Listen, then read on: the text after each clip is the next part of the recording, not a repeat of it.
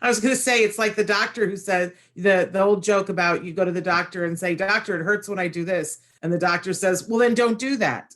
Yeah. Right. The advice and opinions expressed by the host of Autism Live and her guests are meant solely as suggestion and should not be in any way construed as child-specific advice. The Center for Autism and Related Disorders advises working with a board-certified behavior analyst who has experience with autism before starting any intensive behavioral intervention. Any choices you make in determining your child's treatment are completely at your own discretion.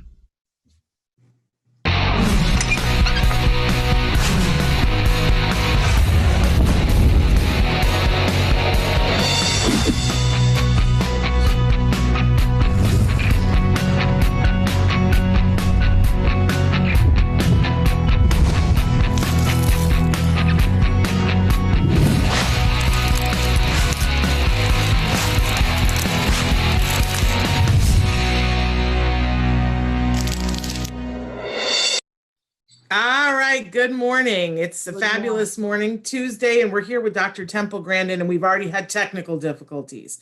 I am told that we are live right now on YouTube, but that we have not been able to go live on Facebook. So I'm asking everyone who's watching us on YouTube to go to your Facebook and tell people to come and watch us on YouTube, because we're here with Dr. Temple Grandin, and I don't know, the internet is broken. But we're still here, and Dr. Grandin is ready to answer your questions, and so you can be sending them into us on YouTube right now. We will get this reposted on Facebook later on today, but I don't know, Facebook is not my friend today, or the internet is not my friend. I'm not sure which one, but I'll tell you who I do count as a friend is Dr. Temple Grandin. She's one of my favorite people on this planet, and she is a celebrated author and a teacher and an advocate. And right before we went live, we were talking about how books, ebooks, and hardcover books, and how it might be a little bit difficult to get books, but we want you to know that it isn't easy to get. Excuse me, I just did something that might make the network good. Ebooks, we were talking. Ebooks aren't where the problem is. Ebooks work fine. Amazon's got plenty of ebooks. That's where. But it's the hardcover that people might think is hard. It's the physical books where there's a problem. But it's like the internet's gotten overloaded. All the warehouse distribution supply chains are also completely overloaded. But there are a couple of places where they can go to get your hardcover books, and they won't have a big delay, and there won't be a big wait. For instance, they can go to Future Horizons, right, to their website, and they can order all of your books from right there. Yeah, so all my physical books are available there, and then I have some textbooks, and one of my textbooks publishers is going to be setting up a website to distribute directly for physical books. There you go. So don't despair. Don't despair. Don't do without books, but find different places to order them if they're being held up for you. So Temple, we're so thrilled to have you twice in the month of April. The last time we talked to you was April 2nd, World Autism Awareness Day. We just want to do it first because we got tons of questions that have already come in. Okay. But first, just want to check in with you. How are you doing in this period of isolation? Well, I'm working right now on updating my Improving Animal Welfare, a practical approach book. I have a number of guest authors in that. It's a textbook, which makes it a little pricey since it is a textbook. And most of my guest authors are getting things done. Actually, I've had plenty of time to work on it. I might be doing an even better job of updating it. Been looking up on all kinds of articles to add to it right here. This is stuff I just looked up this morning. I print out. I always love to know what you're researching, because the last time we had talked to you, you were researching protein symmetry, and it was some beautiful artwork. As you said, art in your body. What were you researching this morning, or is it secret? It's not a secret. I was simply looking up problems with older dairy cows, and that sometimes they get into very bad condition. And I was trying to just get some updated data on that. Because very cool. The second edition came out in 2015, and for the new 20 or 21 edition, I want to try to have the newer references. It's not changing a great deal. It's just updating it. So I was just looking up new information on bruises and survey that my student did at cow-calf producers on management practices. Very cool. I was telling you earlier that the first time I met you, the first time I interviewed you, we brought one of the people on our crew brought cows, plastic cows, and you signed this one for me. You Okay. actually signed a couple of them, and Autism Live gave some away to some really incredible people.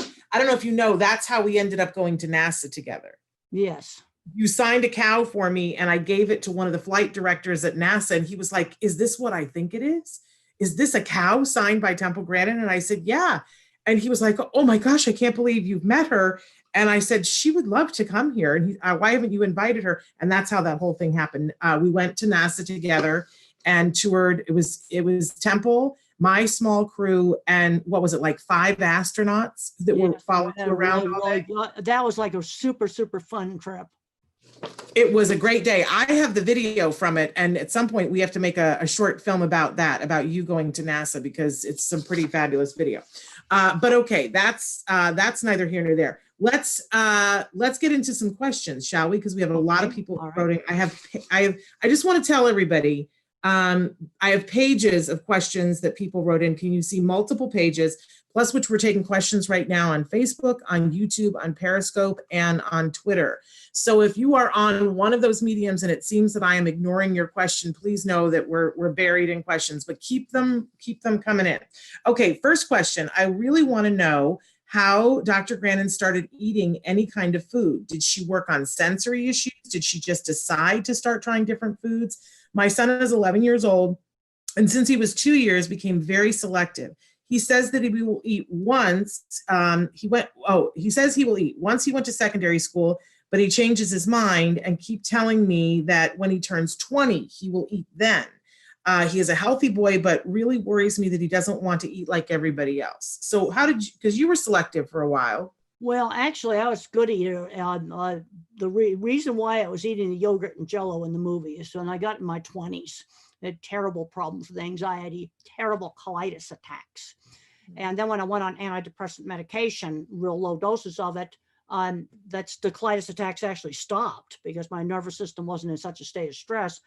But there were times where the colitis attacks were so bad that everything went through me, and that's why I ate yogurt and Jell-O. And then I would gradually wean off of that. And I actually hated yogurt. I had one doctor wanted me to drink buttermilk. That's like liquid vomit. I had to chug that stuff down.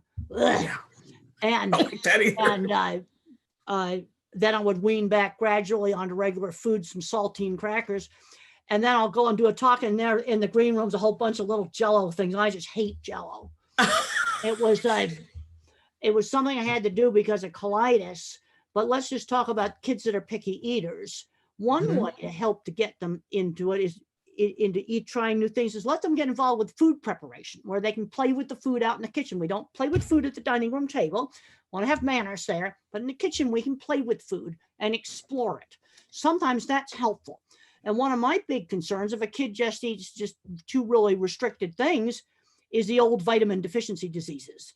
I was just looking at one of my autism newsletters, and there was some kids that got scurvy. That's vitamin C deficiency, because of being on a very, very restricted diet, and they weren't taking any vitamins.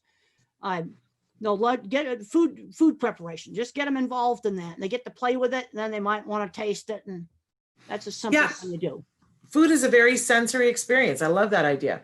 Another question. Good morning, Dr. Grandin. I have a 10-year-old son diagnosed at 5 years old, went from verbal to nonverbal. We started ABA therapy at 5 years, and he has a lot of words now dominated by a strong mouth stimulation, echoing, scripting almost 95% of the day. Because of his scripting behavior, the school hold him at ASD 1.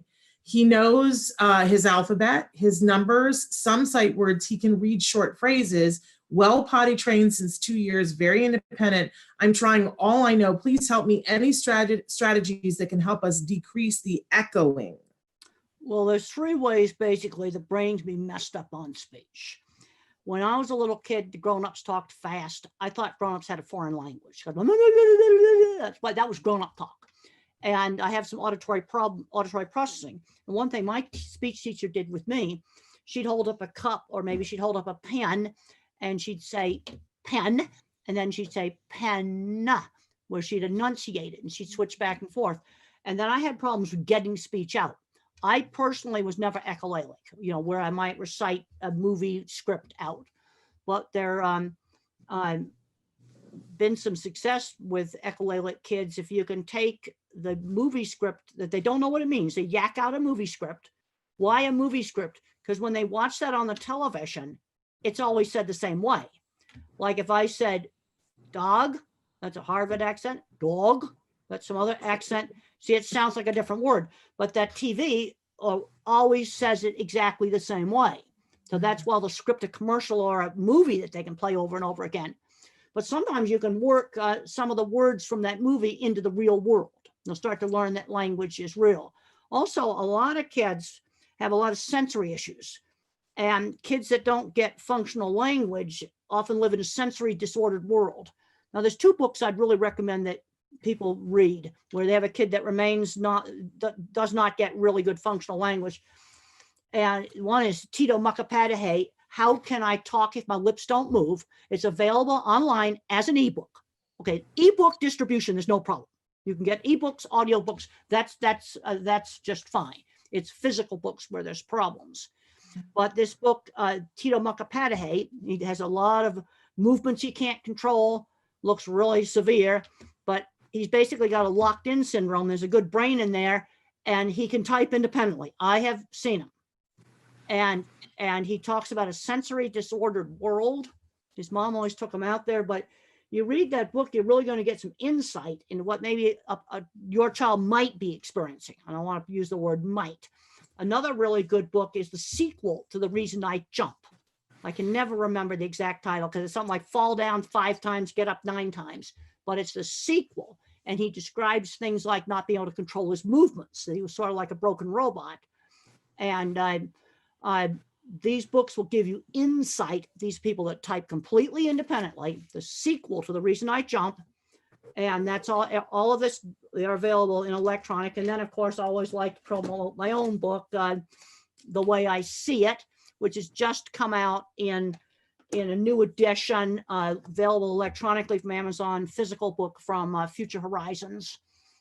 Wonderful. So the sequel is fall down 7 times, get up 8. I can remember the 78, but I want to know how long did it take you before you could say Tito, I can't even pronounce his last name. How long did it take you to learn that, Temple? Well, that took a little while. And don't ask me how to spell it. Okay. And we the won't hold title you of responsible. his book is How Can I Talk If My Lips Don't Move? But if you're working with, I'm not talking about 3-year-olds here. I don't recommend these books for people with 3-year-olds. But you got an older kid, doesn't have functional language. I think these books are must reads because they're going to give you tremendous insight into what's going on. Wonderful. Somebody wants to know, my 13-year-old son seems to avoid speaking about autism-related conversations. At one point, I felt he was depressed. Suggestions? Well, the thing is, I think it's interesting on how you view autism. You go out to Silicon Valley, to big tech companies that bring you the technology we're using, and they avoid the label. They don't want to be labeled, with a disability. And then I see other kids where autism becomes their entire identity. I don't think that's good either. Maybe something more in the middle might be better.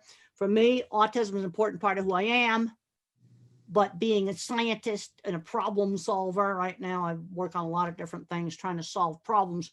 That's that comes first for me.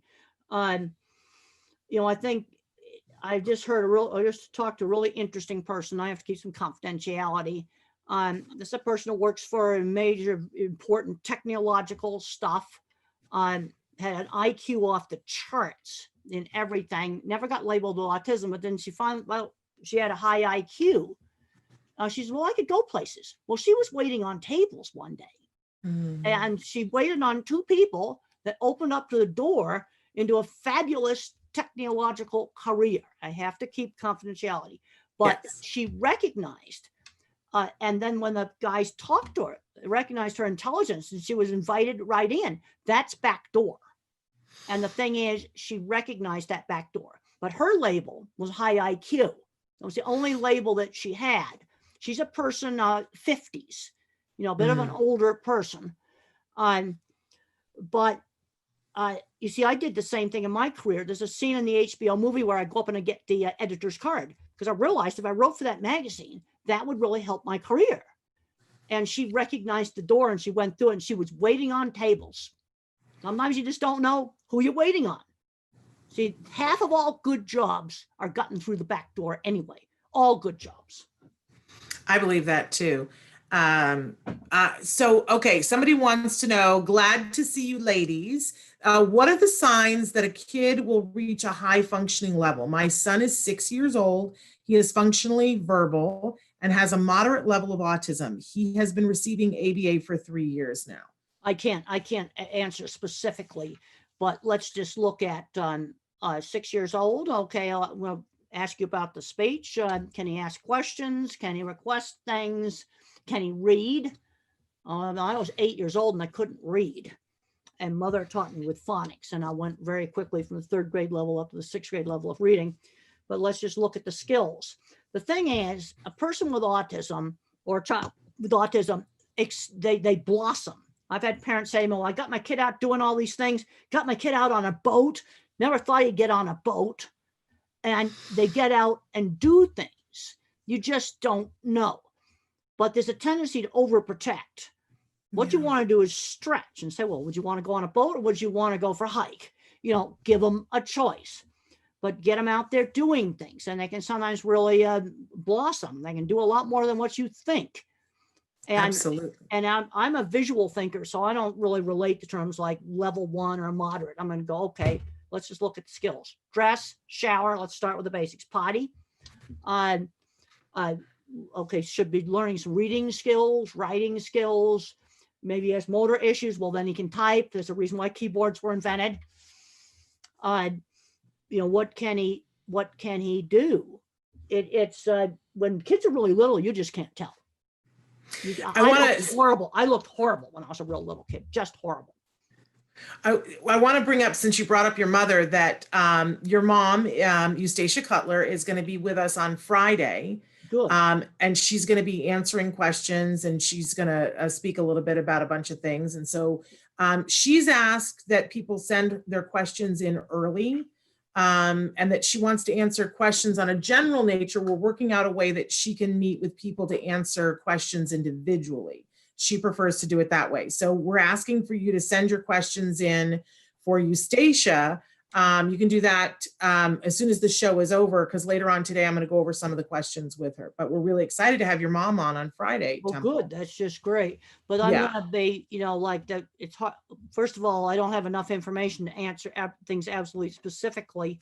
But there's a tendency, and I can understand why Silicon Valley avoids the labels, to become the label. Like this lady, I just talked to her. She had high IQ. She started talking to these tech guys. Next thing, they're taking her over to the workplace and they're hiring her. Yeah. Yes. Because I'm pretty sure she's on the autism spectrum. There we go. Sure. Just in talking to her, and I'm pretty sure she's autistic. I can't say for sure, but. Right. I love Howie Mandel. He has a phrase. He says, you know, let's stop talking about what somebody can't do. Let's look at what they can do. He says, let's not talk about disability. Let's talk about this ability. Well, this is what Stephen Hawking has to say. Y'all know who Stephen Hawking is. Yes. Concentrate on the things. Your disability does not prevent you from doing well. There we go. I love it. I really like that. I like that too. I also like different but equal, and we know who started that. Yeah. That would be you. Yeah. Wonderful friend. Okay, next question. Someone told me that fine motor is also connected to oral motor. What are your thoughts about that? They say that their son is having trouble lifting his tongue. Well, you need to go to a specialist on that. You know, occupational therapist, physical therapist, yeah, you definitely need to see a specialist. I am not qualified to. Have you ever heard of the fine motor, though, being connected to the oral motor? I've never heard that before.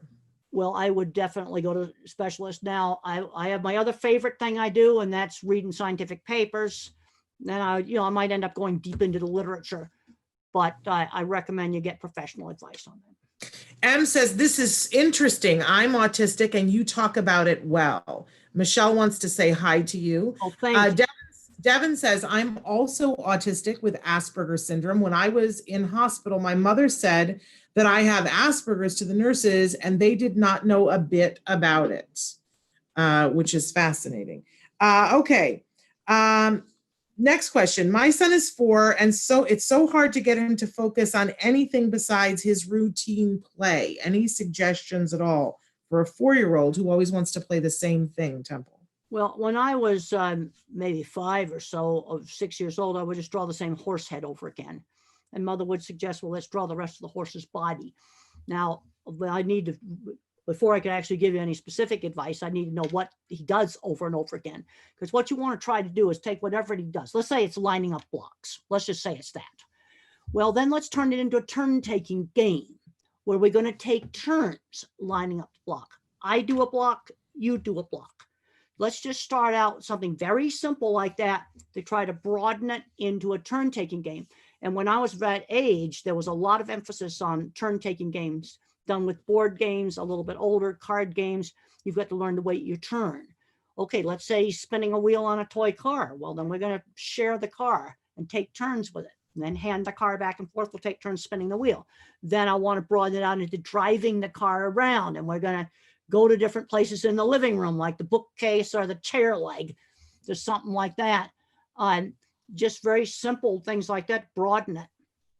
Wonderful. This is a tough one. My 10-year-old nonverbal grandson started hitting himself very hard in his face, leaving bruises, hiding under a blanket, even when going out, and being very disconnected. Doctor said it's puberty. What's your thought? It's heartbreaking. Well, you better get some professional advice on that. The other thing you've got to look at is exactly when did the behavior start? Okay, this is a basic principle in animal behavior. I don't care if it's dog behavior, horse behavior, you got some kind of a problem. People tend to overgeneralize. I want to know exactly when that started. Puberty comes on somewhat gradually. Maybe there was a traumatic event, something like that, a death in the family. I don't know. But I've got to figure out what the behavior is, might be related to something. Now, there's some kids that hit themselves, and I've read first-person accounts about this, and they don't even realize they're doing it in some cases. Sometimes occupational therapy, sensory stuff can help on this. But there's a big mistake in animal behavior and human behavior to overgeneralize. And people say, oh, my horse just goes berserk. Well, after questioning the person, I found out there was one specific place where a horse went berserk. And when he was tied up in the cross ties, because he'd had an accident in the cross ties. So then we stopped using cross ties. So I'm going to ask you, when does this behavior occur? Yeah. It isn't something, you're going to have to, you need to do something about this. This is serious. I think, Temple, a lot of, in the early years when our kids are diagnosed, a lot of the stuff we hear is that people will say, well, autism, it's a lot of, they do a lot of random, strange behavior. But I know I certainly learned over the years, there's nothing random. Not random. It's not random. There's a reason for everything. Well, what I did, I can remember I was allowed to do an hour after lunch of spinning a brass plate that covered up a bolt on the bed frame. And when I did these repetitive things, it was calming. That's why the kid does it. But the problem is, if you let a kid do it all day, nothing's going to go into his head. It's okay to do a little bit of stimming to calm down. That's okay. But there you go. Doing it all day is not okay because you shut off the brain. I remember doing it. I remember winding up the swings, letting them twirl. It was almost like taking a drug. And so a little bit of just non-hurtful repetitive behavior like spinning something is fine. But then should get me out, and we were expected to sit down and have meals together, do games where we take turns, have table manners. If I put my finger in my drink, mother would say, use the spoon to stir it, manners stuff. What was it that you loved about spinning the plate? What was it that made you feel better? I loved watching it because when I spun something, I'd spin it with different amounts of force. And then I could watch, well, how long would it spin? How would it wobble as it stopped spinning? And tiny little details of how it behaved. Which is really being scientific. Yeah, I can remember dribbling sand through my hands, and I would just study each little grain, like looking at it under a microscope. And one thing I loved doing as a child was doing sand castles where you dribble sand through your hands. I really liked doing that. And it's okay to do some of that stuff. But the problem is if a kid does it all day, Yeah. they're not going to learn anything else. It's like playing video games all the day. Yeah, you might get really good at playing video games, but you're not going to learn anything else. Do you still do anything like the spinning the plate or like the sand through your fingers? That's part of your daily. I do a lot of doodling on papers. I'll do a lot of that kind of stuff. I've got like 25 binder clips in a chain that I'll sometimes manipulate when I'm on the phone. Love it. They're in my upstairs office. So Temple, we have a very special guest who's going to be on the show on Thursday. He is a young man he's on the autism spectrum. He's an actor and he's a professional actor. He's 17 years old. He was first on Speechless. Then he played an autistic young boy on The Good Doctor. Good. And now he has a great role on the hit Netflix show Lock and Key. Okay. And he plays an autistic young man on that. He's going to be joining us on Thursday. His name is Kobe Bird. He's a big fan of yours. Oh, well, great. And, thank you. And so I was talking to him and his mom last night. They want to know, do you still utilize something like your cow squisher? No, that broke about 10 years ago and I never got around to fixing it. So then I started hugging real people. Now we're not allowed to do that now with social distancing. So was the real people giving you the same thing that the cow squisher was giving you? Well, I didn't need as much from the cow squisher. Now, one thing that I still have got to do is I got to do a burst of intense exercise every day. And if I don't do it, even taking a low dose of antidepressants, if you want to read about that, that's in my book, Thinking in Pictures. And it's available in ebook, easy to get ebook. And if the medication alone doesn't do it, but a burst of hard exercise. I used to do 100 sit-ups on the bed, and then my sciatic nerve was hurting me. So now I'm doing modified push-ups. Do I like exercising? No, I hate it. But to get up to 100 sit-ups, that took a long time to work up to that. I want to emphasize that. I started out doing like 3. That was 6 months to work up to that.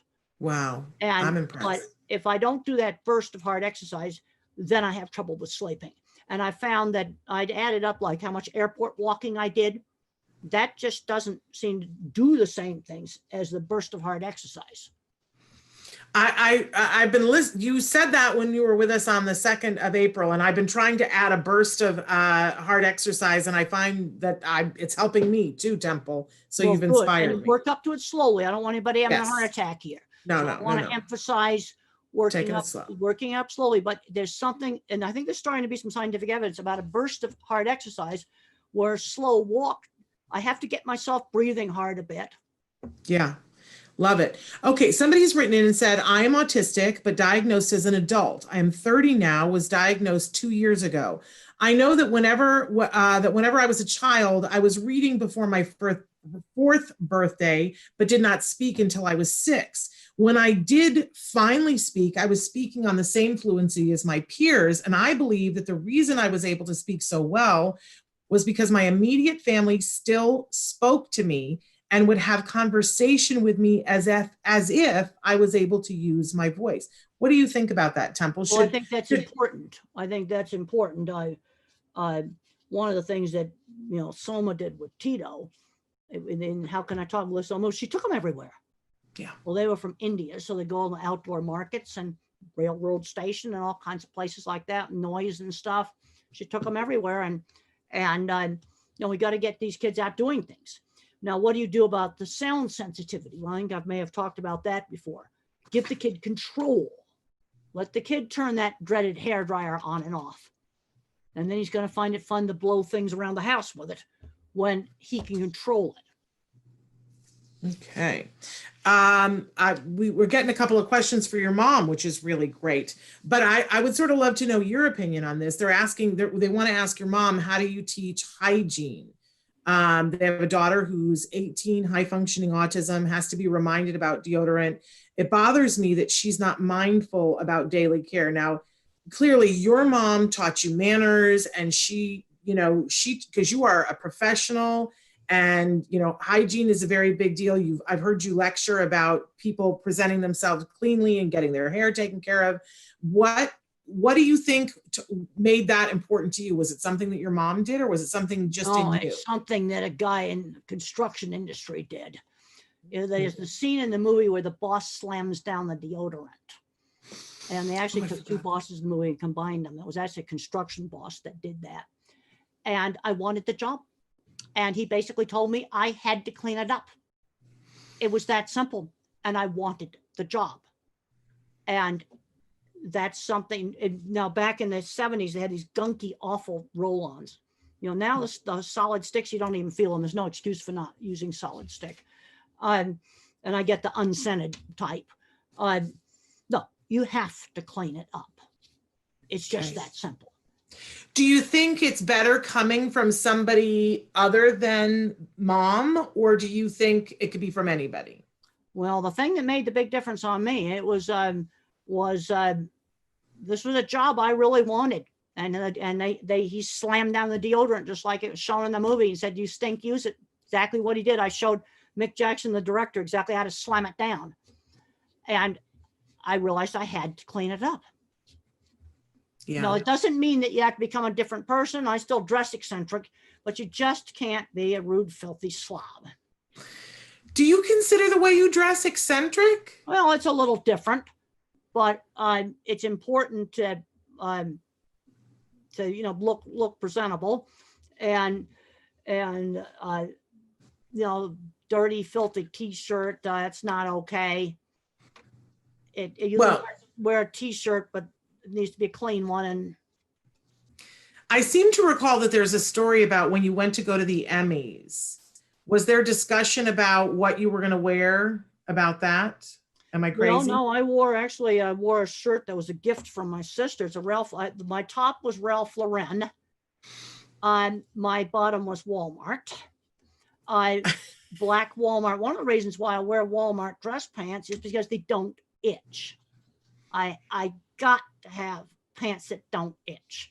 And they make really nice dress pants and not very expensive, but I thought that was kind of funny to have Ralph Lauren on my top and Walmart on the bottom. Was there somebody who was pressuring you to like wear a ball gown or no, there wasn't. I wouldn't wear a ball gown. No. I mean, it's in this day and age, I think everybody is allowed to dress how they want to dress. I was dressed up. There actually was a Ralph Lauren shirt that my sister gave me, and that's the reason why I wore it. You looked great. Yeah, you looked great. And when Claire won and you stood up, I think we all cried. We all were just like beside ourselves. And then I grabbed the mic and I said, "Mom, I know you're nervous. Stand up." And then the boom camera came over and took a picture of her. And she stood up. There was an amazing moment. I'm sure it was an amazing moment for you guys, but it was an amazing moment for all of us, Temple, to see you in that way. It was like winning the Olympics for all of us. It was absolutely wonderful. And one thing with that movie, they got the right team together, and Emily Gerson Sains, she's the one who put that whole project together. And what I learned, you get the right people doing stuff, things come out good. The stuff that's the most accurate stuff in the movie is the visual thinking is shown absolutely accurately. The projects are accurate. Some of my stuff in that doctor scene, and Mother hates that doctor scene, is not accurate. She actually went to a neurologist, and I was recommended to get speech therapy. But what the doctor scene was typical 50s. Right. But the work stuff in the movie is probably the most accurate stuff. And I like the fact it shows visual thinking accurately so people can understand visual thinking. I think it's the first time that most people got it, that they were like, oh, and I think a lot of us went, oh, I completely understand that because my brain does that to a degree. Yeah. Like I'm visual too. And I was like, oh, well, my brain does that. It just does it in a slightly different way, but I think visually too. And it made a certain amount of sense for all of us. It was a gift to the world. Well, and I think did as much. See, Mick Jackson, the director, was a visual thinker, but because I have another big concern in education is with all the algebra requirements, we're screening out visual thinkers. And we got a gigantic shortage of high-end skilled trades today. These are essential. These jobs are never going to go away. Somebody's got to fix the heating and air conditioning, do plumbing, electrical, fix cars, build things with steel. That stuff's not going to go away. Okay, we got another question. My daughter is 11 and just diagnosed. It took a long time for professionals to believe us. Why do girls get diagnosed later? Well, I was just reading on the Autism magazines about this. Well, girls tend to be more flexible in their thinking and they just don't show it. And one of the problems with girls with autism is getting into abusive relationships. That can sometimes be a big problem. Yeah. Any advice for how a parent might deal with that? Well, you know, I have a book. I was sorry, I'm a shameless book promoter, but I did a book. No, please. We love your books. I did a book with Sean Barron. And he and I kind of have two different kind of takes on some of the dating stuff. And it's called The Unwritten Social Rules from Future Horizons. And one of the little rules they've got in there is not everybody that acts like your friend necessarily is your friend.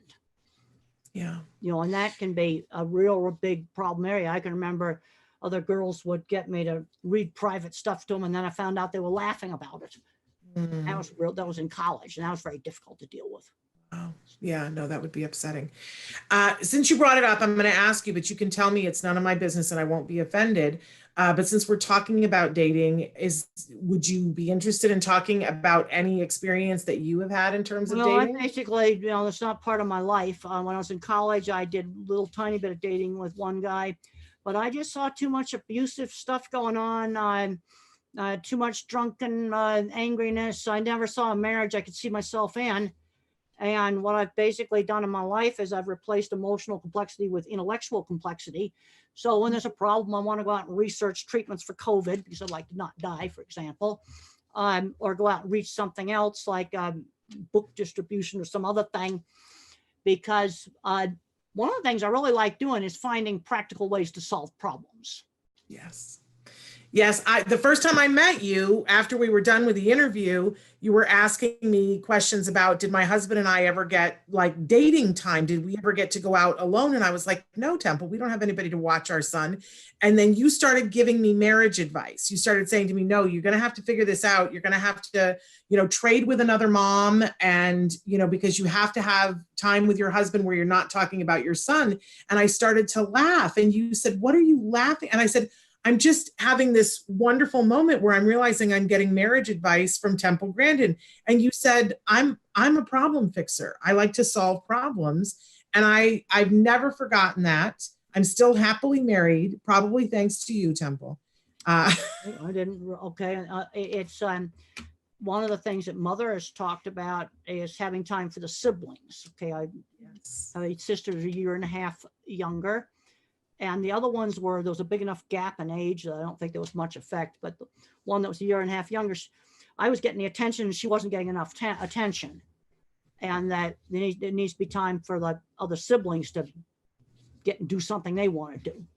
Are you still close with your siblings, Temple? Oh, yeah. Yeah, but I've been calling up Katie and Izzy and talking about what's going on in New York right now. They live in Manhattan, New York.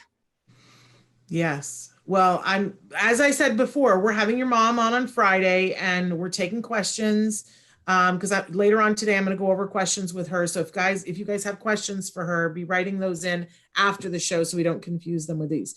Okay. My son has trouble when we used to go out to stores. He gets overwhelmed. How can I help him? He's 4 years old and he can read. He always wants to play with my hair while we're grocery shopping. How can I help?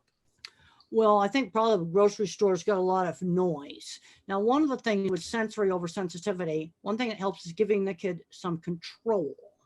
Okay, let's start off with going to the store maybe when it's not so busy. But then on the other hand, if he starts to get overwhelmed, maybe he can have a signal. And if he gives that signal, then she'll take him out. In other words, giving him the control. See, this is the same thing as the kid doesn't like the vacuum cleaner. You let the kid turn the vacuum cleaner on.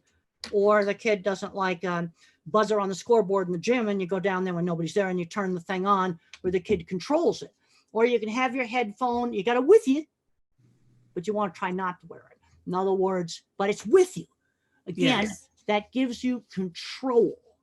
And then gradually you'll get to where you can tolerate more and more supermarket. But because some of these things can be desensitized. I remember Mother saying in one of her talks, she said, well, I got upset about some cannons that went off at the circus, but she took me back there again anyway, because I kind of liked it. You know, you don't want to shove them into these things.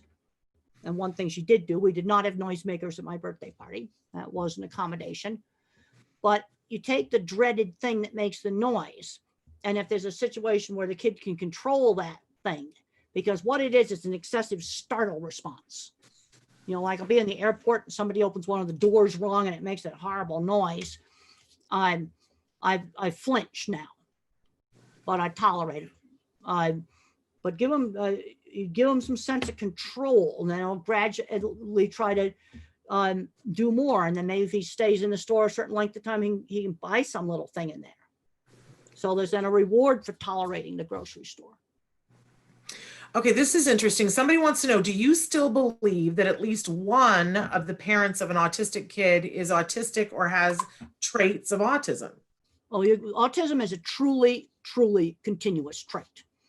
And I see autistic traits in parents all the time. But it's a true continuous trait. You see, a brain can be more thinking or a brain can be more social emotional.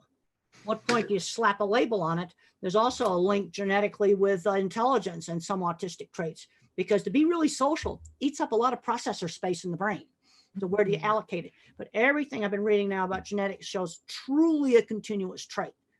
You know, there is no black and white dividing line between, okay, computer nerd and autism.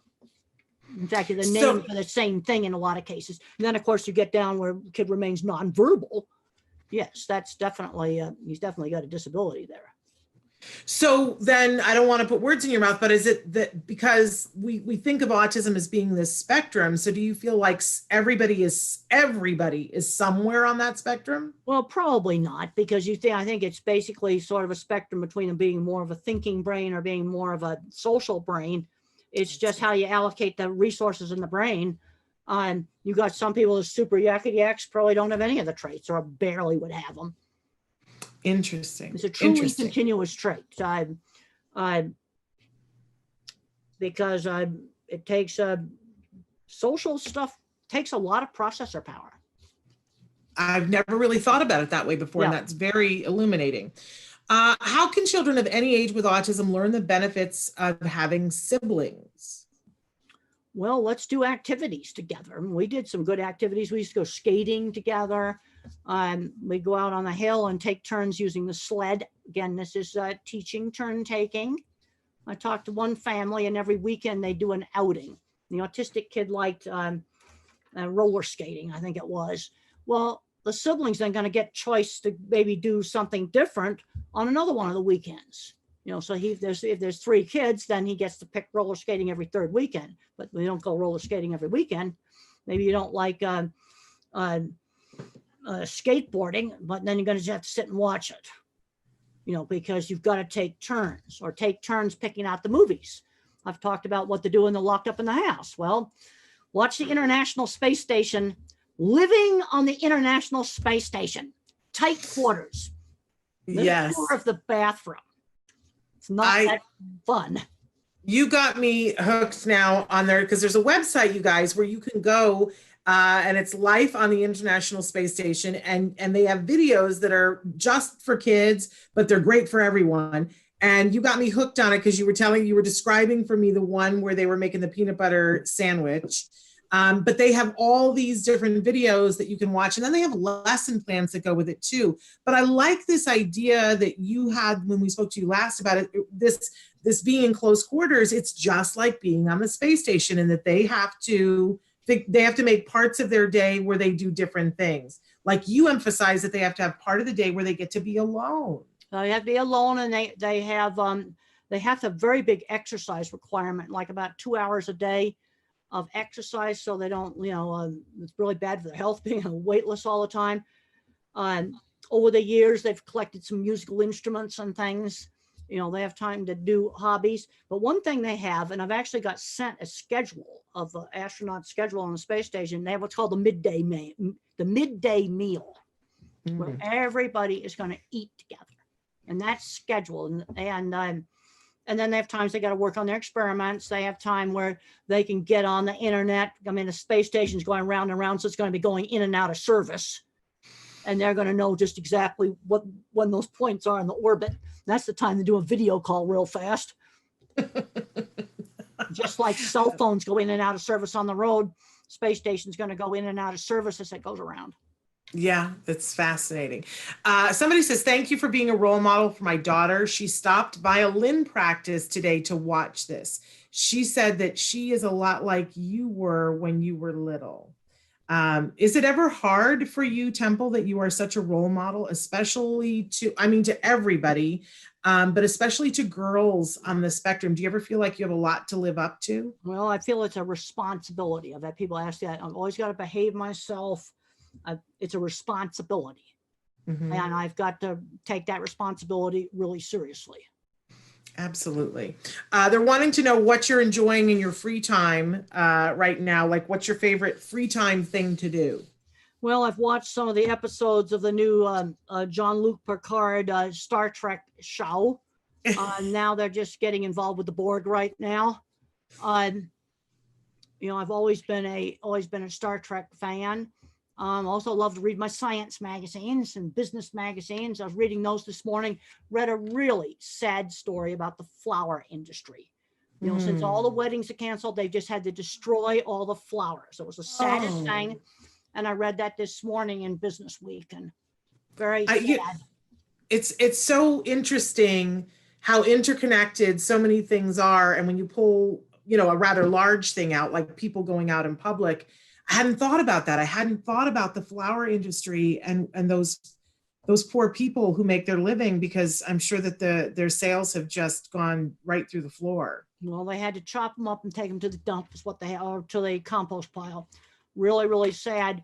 And then other things in supply chain, meat plants getting infected, warehouses getting infected. Some places do a better job of controlling it than others. And one of the things that's been a very effective method for like places where you have people grouped together on not getting sick is if you're sick, they pay you not to come to work. Yes. That will drastically reduce the infection rate of some of these really important things that we have in the supply chain. Yeah, I've been watching as they've been showing that some of these meat packing plants are closing, and with the one where they said they'd had over 600 people diagnosed positive with COVID. And I'm in that industry. I can't mention any names. I'm not going to mention any names, but basically I have been watching the figures on meat plants, also on all the supply chain things. I've been looking up the figures. And what I have found is when you pay people to stay home when they're sick, that will drastically reduce the infection rate. There you go. In these super critical things in supply chain. And then things like the poor flower industry, which was definitely considered the saddest thing. They had to throw away their entire crop, lay their people off. Really, really sad. Well, and of course, we're seeing that the pictures that they were showing of the farmers having to dump all their produce too. Terrible. And throw it under. Horrible. Because there are, we know that there are going to be some shortages, and people who can't are pressed. Well, let me just explain a few things about that. Horrible. I saw the pictures of milk tankers dumping in a field. I saw that. Vegetable crops being plowed under. I've seen all of that. Okay, what happened? Let me just explain some things about supply chain. So I am in the food industry.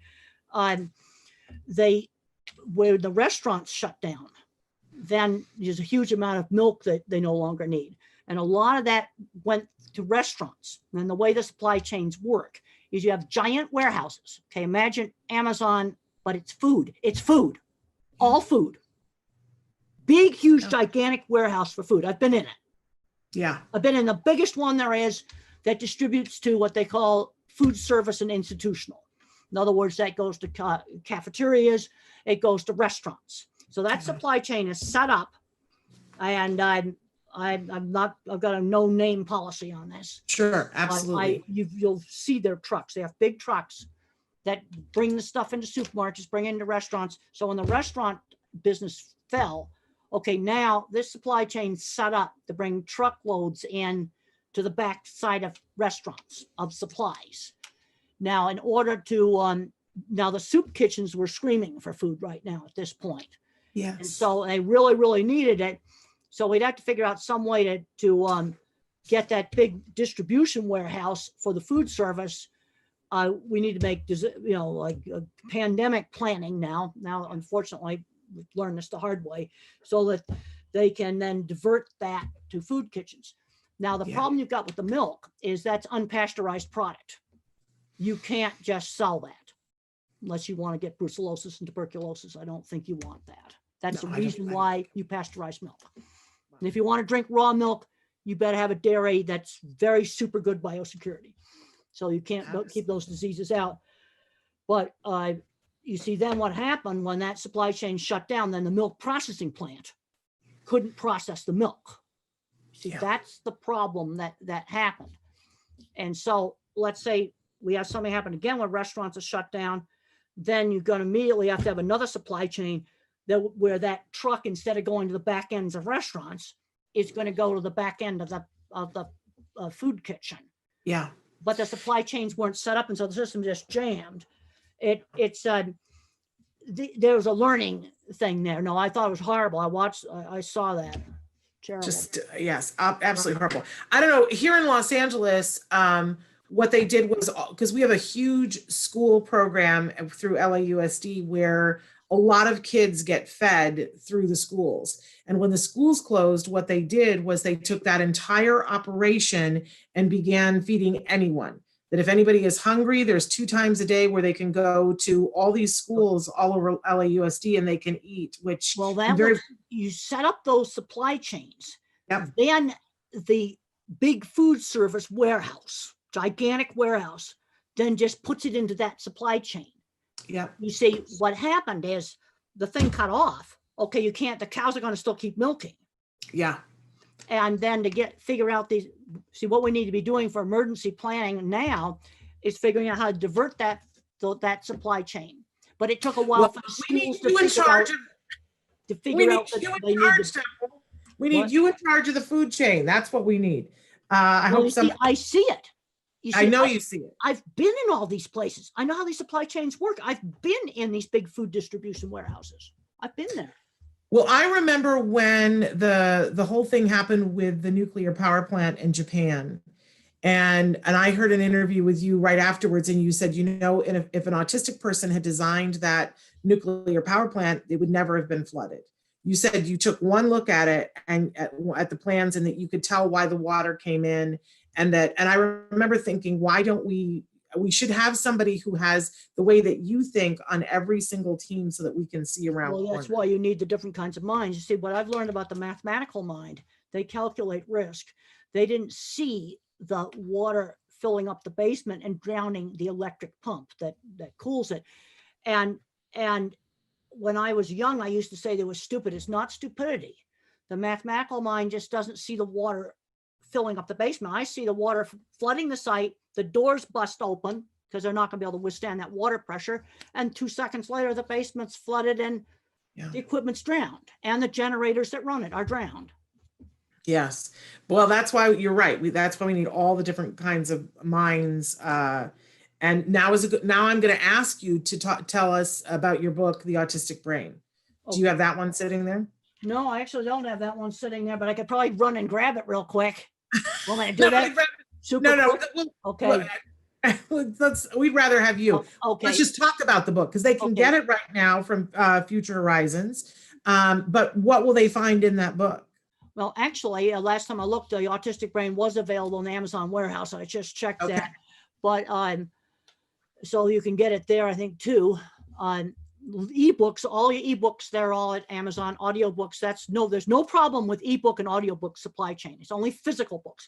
But the main thing I talk about in the Autistic Brain is the different kinds of thinking.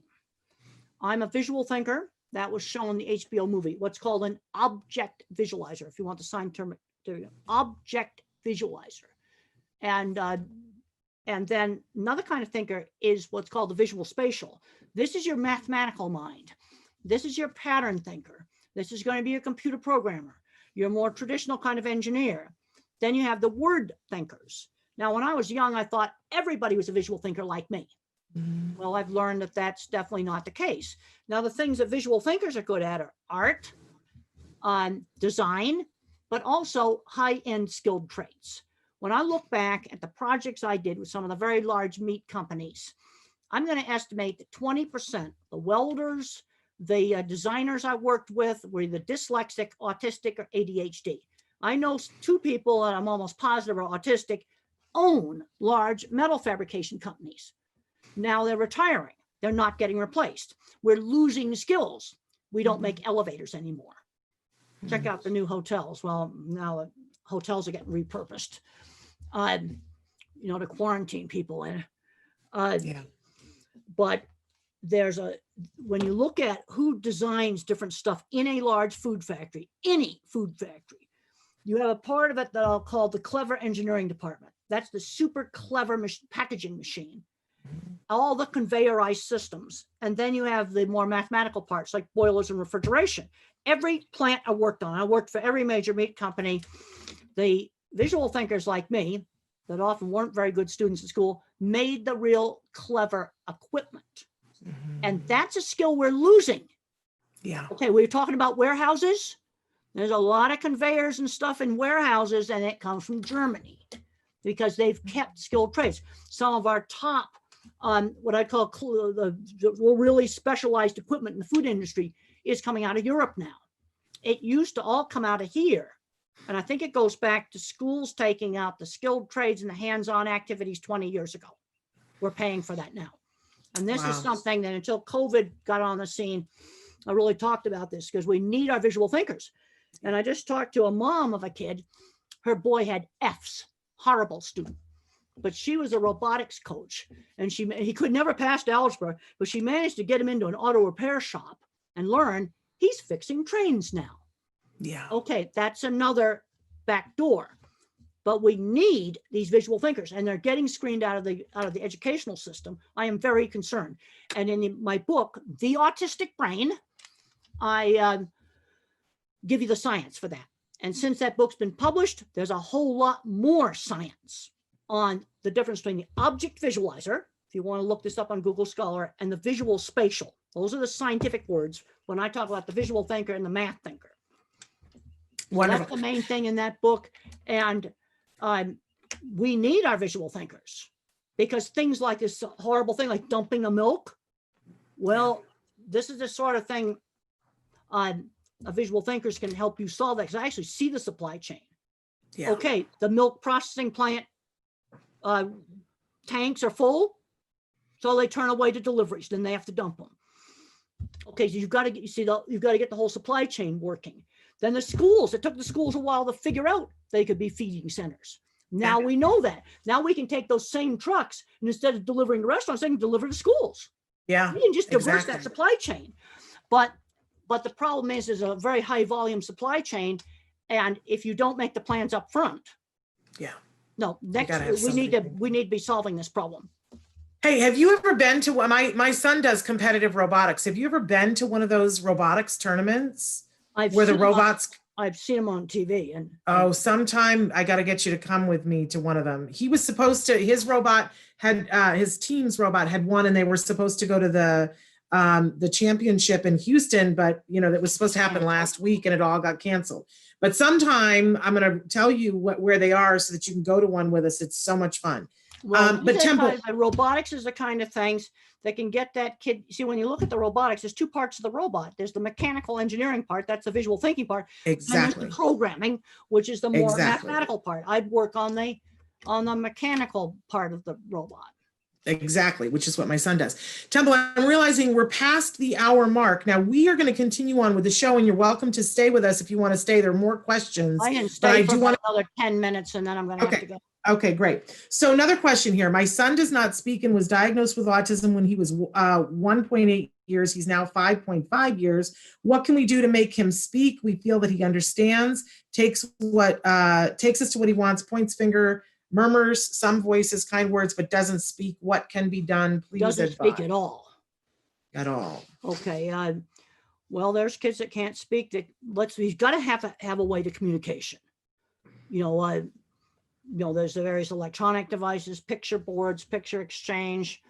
Some people are using sign language, but we got to give them a way to communicate. And then if a kid has any speech at all, you always want to encourage them to use his words. Let's say he wants a juice.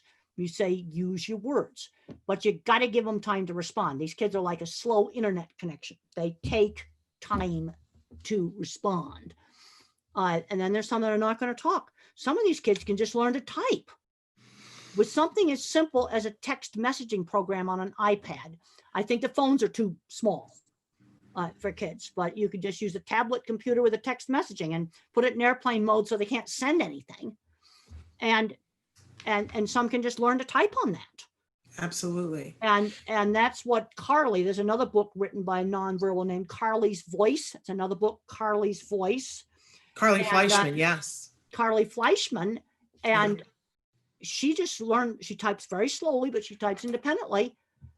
That a text messaging program, that's something that costs nothing. But I would recommend a larger device than a phone. Yeah, Carly, for those of you who don't know, Carly, when she was very young, they didn't think she even understood the alphabet. She didn't understand the concept of one as far as they were concerned.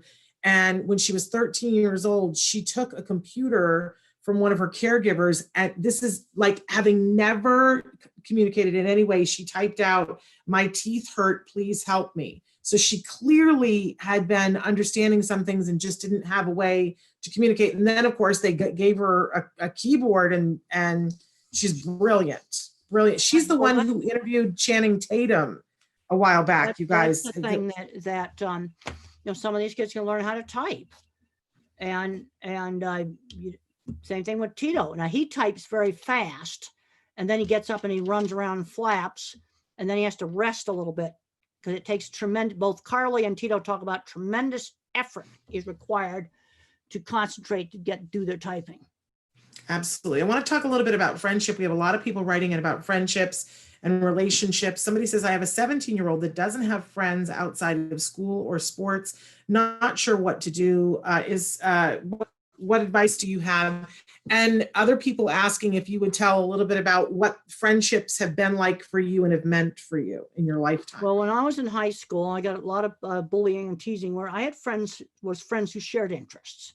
And they were horses, model rockets, and electronics. And to get friends outside of school, let's get involved in something where there's a shared interest. One innovative teacher started a Star Wars club in her school.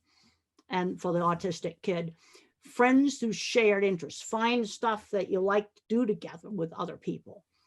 A lot of my friends, they're in the autism field, they're in animal behavior.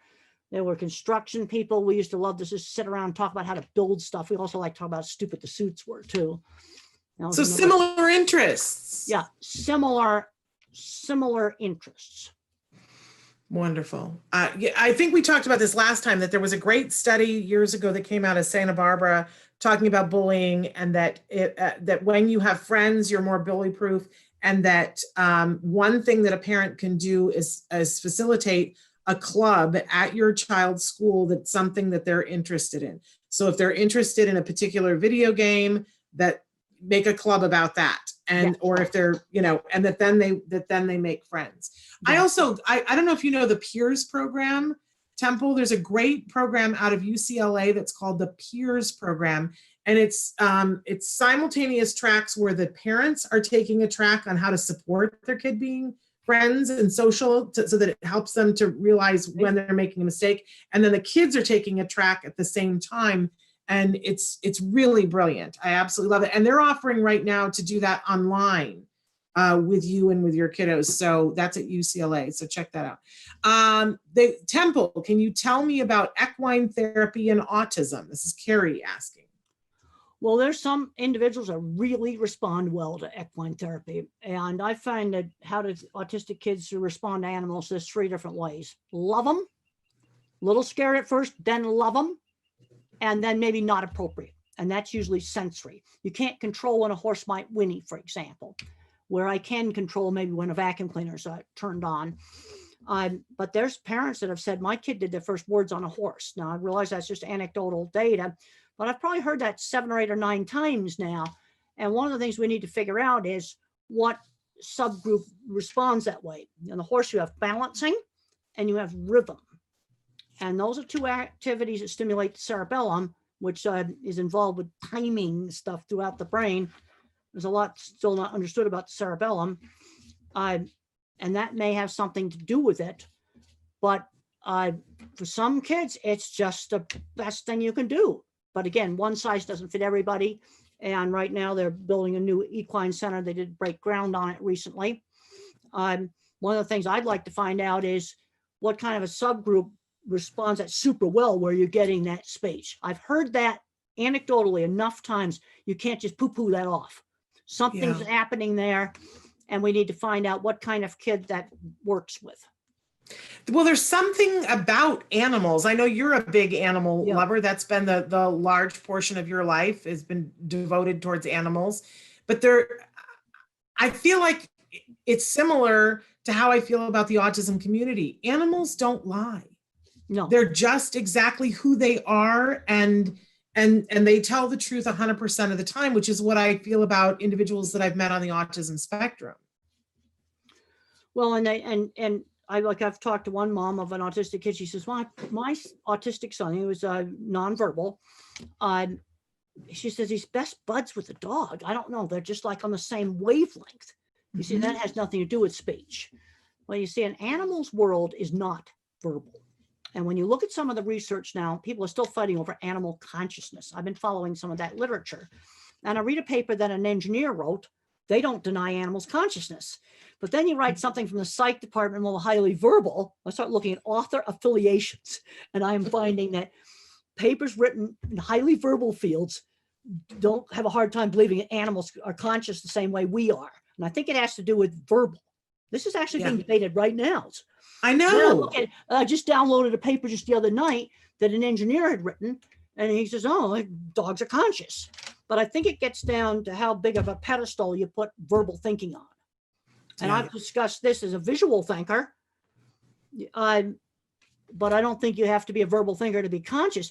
And to me, just looking at some dogs yesterday, to say that this red dog is not conscious is just ridiculous. And I think it gets down to how verbal the person is, because this is being seriously discussed right now in scientific literature.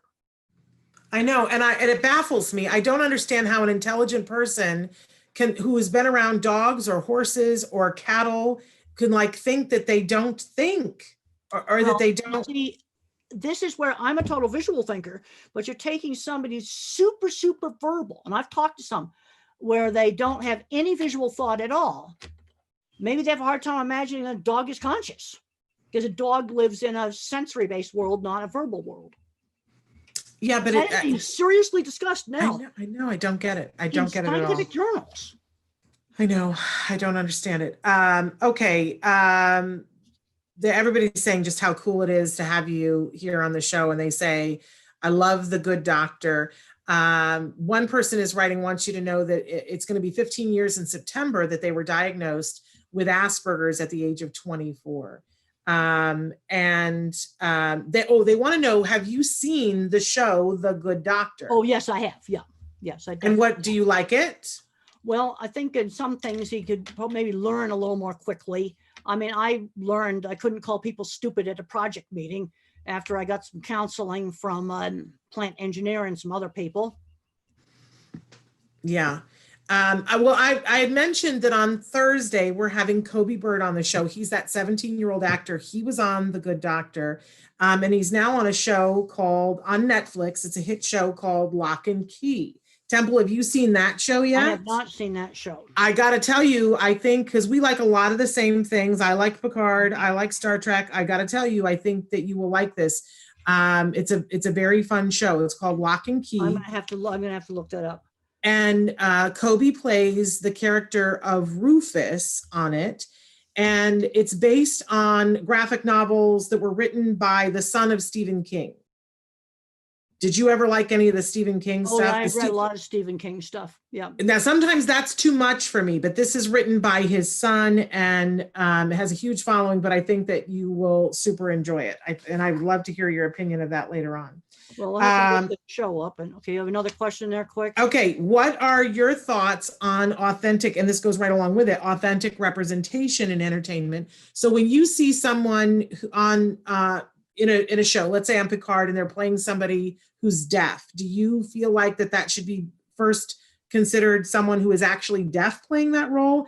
And when you see characters on screen playing autism, like for instance, Dustin Hoffman in Rayman, he played a character and he was acting. He was playing somebody who was on the spectrum. When Claire Danes played you, she was not an autistic actor. How do you feel about people who are on the spectrum playing people who are on the spectrum? Well, I'd like to see people on the spectrum play in shows, but I'm not going to, I'm more in the middle of the road on a lot of these issues. And Claire Danes, I thought she did a great job. She like channeled me. She became me. And I've actually counseled Dustin Hoffman. He looked at Joe Sullivan to see what autism looks like. And I talked to him about the sensory issues and the anxiety issues. And I remember I said, Dustin, imagine how anxious you were when you went to your first big audition. Now just imagine if you had those kind of nerves all the time for no reason. This was stuff that I told him. And yes, I'd like to see people that have a specific diagnosis or whatever, be in these shows. But on the other hand, I'm not going to say never do a Claire Danes or a Dustin Hoffman. I'm going to be more middle of the road. Well, I'm with you right there, because I want to see those individuals get the first opportunity. I want to see them have the opportunity for the employment and all of that and authentic representation. But I also want to leave room for someone who's on the spectrum to be able to play someone who's not on the spectrum. And I think once we say, oh, if it's the characters on the spectrum, it has to be played by somebody on the spectrum, then we're also going to be saying that people who a character is not on the spectrum cannot be played by someone on the spectrum. And I never want to see that happen. Well, the other problem you got with the movie industry is they want to put a star in the leading role. Yeah, well, that's something they're going to want to do. So it's going to be a lot easier to bring them into a supporting role. Yes, the movie industry wants to put a star in the leading roles. Now, there's some situations where they put a non-star in, but no, I'm going to be more flexible. I sort of like the same thing we talk about, being in a regular classroom or a special school. I want to see kids as much as possible in a regular classroom. I will tell you something I don't want to see. I don't want to see a 12-year-old fully verbal that ought to be maybe in a gifted program in a class with people that don't talk and have problems dressing. Yeah, that's not okay, because that kid's not going to go anywhere. But I want to do inclusion just as much as we practically can do it. Yes. But then I don't want something, see, I visualize things I don't want. He's sitting in the back of the regular classroom just doing stems and not learning anything. That's no right. But you see, I see specific examples of scenarios that I would consider not acceptable. Yeah. Well, Temple, I've kept you way longer than I said that I was going to keep you. And I know that you've got other things to do today, but can I just tell you how much we appreciate you and how much we adore you and how much we really, how meaningful it is to get to spend this time with you. It's just so wonderful. Really good to be here. And thank you so much. All right. And let's go to a robotics tournament. Let's go back to Houston to a robotics tournament. Well, I think and we'll see NASA again. I'd like to do that. Okay, great. All right. I think I'm going to take the meeting now. Okay, goodbye. Thank you. Bye, right, Temple. Bye. I'm going to stay here with you guys. Bye-bye, okay, Temple. All right. Bye-bye. I'm going to stay here with you guys. And isn't she incredible? You guys can still be writing in questions for her mom. I got to go over a couple of things with you guys. And then we want to give a shout out to a really good friend of ours who had something really remarkable happen in the last couple of days. But I want to start by talking about the fact that tomorrow on the show, we have Dr. Doreen Grant-Pichet, and she will be answering your questions live. And so you can be writing those questions in during that show or during now, whatever you'd like to do. But then on Thursday, we're going to have Kobe Bird here, and he's the young actor that I've been telling you guys about. We first had Kobe on the show Autism Live when he was an actor, and he was doing a project with the Miracle Project. And he came on, and I remember just being so, I fell in love with him. And I hadn't met his wonderful mother yet, but I just thought that he was the cat's pajamas, you know what I'm saying? And he was funny, and he was fabulous. And I'm sorry, I'm trying to look up something at the same time. But then Kobe, we had him back on the show because he did something called, I think it's called Broadway Dreams. And he was one of a very few number of actors across the country who were chosen to go to New York to be in a showcase in New York. And so he came back on the show to talk about that. And by that point, I'd become friends with his mom, and he had become friends with my son, and he's such a good friend. And then it was like, look at Kobe. He's already going to be doing something in New York City. And then it was like, we snapped our fingers. I know it wasn't like this for him at all. It was a lot of hard work, but he had a role on Speechless. Then he was given a bigger role on The Good Doctor. And now he is this wonderful Rufus on Lock and Key. If you guys haven't seen Lock and Key, you need to go and watch it because there will be spoiler alerts. And I don't want to be spoiling it for anybody. So go and watch you some Lock and Key. Now, if you watch the show compulsively, you know that we did this series on card heroes, and we were talking to one of our card heroes, and we were asking, what do you do to de-stress? And she said, I watch Netflix. And I said, okay, I'm just curious, what are you watching on Netflix? She goes, oh, it's a show, Lock and Key. It's so good. And my head exploded, and I was like, no, isn't it the best thing? And did you know the Kobe Bird? And, he's been on Autism Live before. We love him. And that was why I was like, oh, we got to have Kobe on to talk about this. So we're going to talk about all of that and ever so much more with Kobe on Thursday. And then on Friday, it's Let's Talk Autism with Shannon and Nancy, and we're having Eustacia Cutler. So that is Temple Grandin's mom, and you can be asking questions of her, but I got to have the questions today because a little bit later on this afternoon, I'm going to be going over the questions with her, and we're only going to pick a handful of questions because we're working on something bigger for you. Yes, I said it. We're working on something bigger because she would like to answer all the questions you guys have. It's just that we can't do that in a very short period of time. So all those things, but we want to give a big shout out this morning to the fabulous Christina Adams. She has been a semi-regular on the show. In fact, we feature a segment with her that is called Autism and Beyond. And Christina came into my life first because I read her book. Her first book was called A Real Boy, and it was a real game changer for me.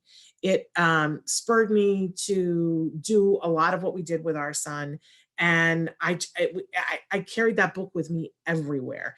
I had to go buy several more copies of it because first I wanted to keep the war-torn copy that was given to me, by the way, by Logan Shepard's mother. Let's give a shout out to Logan as well.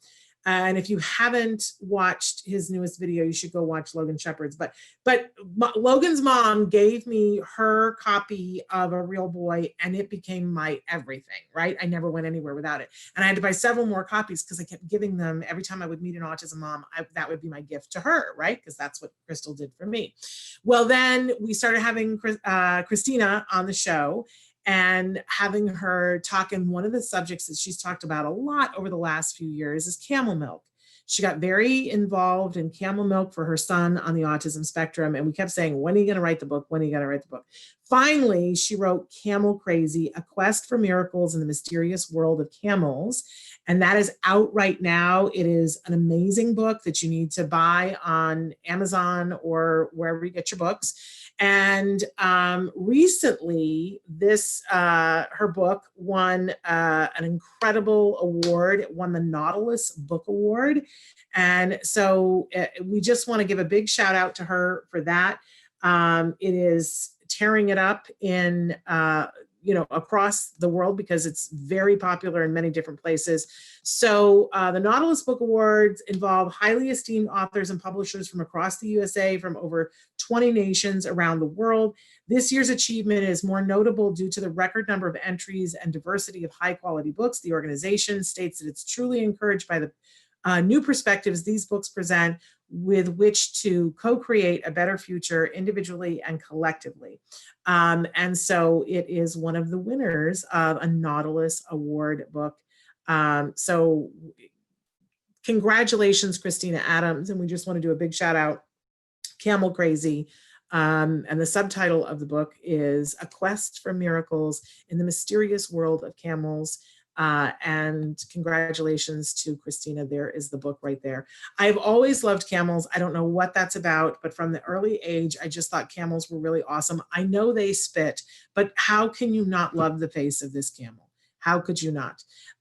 So definitely check out this book. It's a great read, and we love Christina. And honestly, it's a really cool thing. Okay, I'm checking time because we're like close to out of time. Traven, what do you think? We were going to do the jargon at the end of the show. We've got 5 minutes. Should we go ahead and go for the jargon of the day? Because this is what we usually do at the start of the show, but we didn't want to have you have to wait through jargon, and Temple needed to go early. So, okay, let's go for it. So we do something, jargon of the day, where we take on one phrase, one acronym, and we try to take on what it means. We give you the actual definition. Then we give you a working definition after we make fun of the actual definition. So are you going to put it up on the screen for us here, Traven? So our term for today is functional pretend play. And I don't know, like the first time I heard that, I was like, functional pretend play. It sounds like you're trying to take play and make it boring, right? And you might see that there is the potential for that, right? But let's take a look at what our actual definition for functional pretend play is. Do you remember when we used to have toy stores? Because I'm going to talk about toy stores here in a second. I can't even talk anymore. I'm so excited. Functional pretend play. It's using lifelike objects in a purely functional, socially conventional way to imitate or act out common action sequences, right? Yawn. How can we make play as boring as possible, right? But let's go on to our working definition here to see if we can get a better hold on this. So functional pretend play is playing with toys that are lifelike in a lifelike way.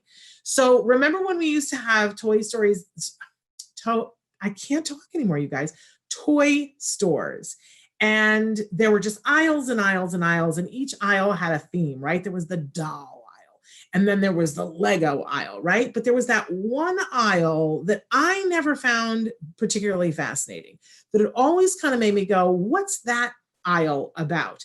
Where they would have the toy vacuum cleaners. And I remember going, why would anyone want to get a child a toy vacuum cleaner? It's like vacuuming is my least favorite thing in life. Why would I want to get a child a toy to play vacuum? It was because I wasn't in the know. That part of what, and we want to do this with all children, but especially our kiddos on the autism spectrum who need a little bit more help sometimes connecting one thing with another thing, right? And play is supposed to be the place that we can all fail and have it cost nothing, right? So we want kiddos to be thinking about what they're doing and what other people are doing, right? We want them to be able to perspective take. We want them to take on other roles. And the beginning of that is when we do functional pretend play. So when you get a kiddo a fake cash register, right, that looks like a cash register, but it's all plastic and you push the buttons and it goes ding, right? But it's not a big, expensive, heavy cash register, right? We now have a place for them to play and to fail and have it cost nothing. So we do want to have kids learn through example. So, dad is vacuuming. We want for, the child to have a play vacuum cleaner and to be able to vacuum right along next to dad.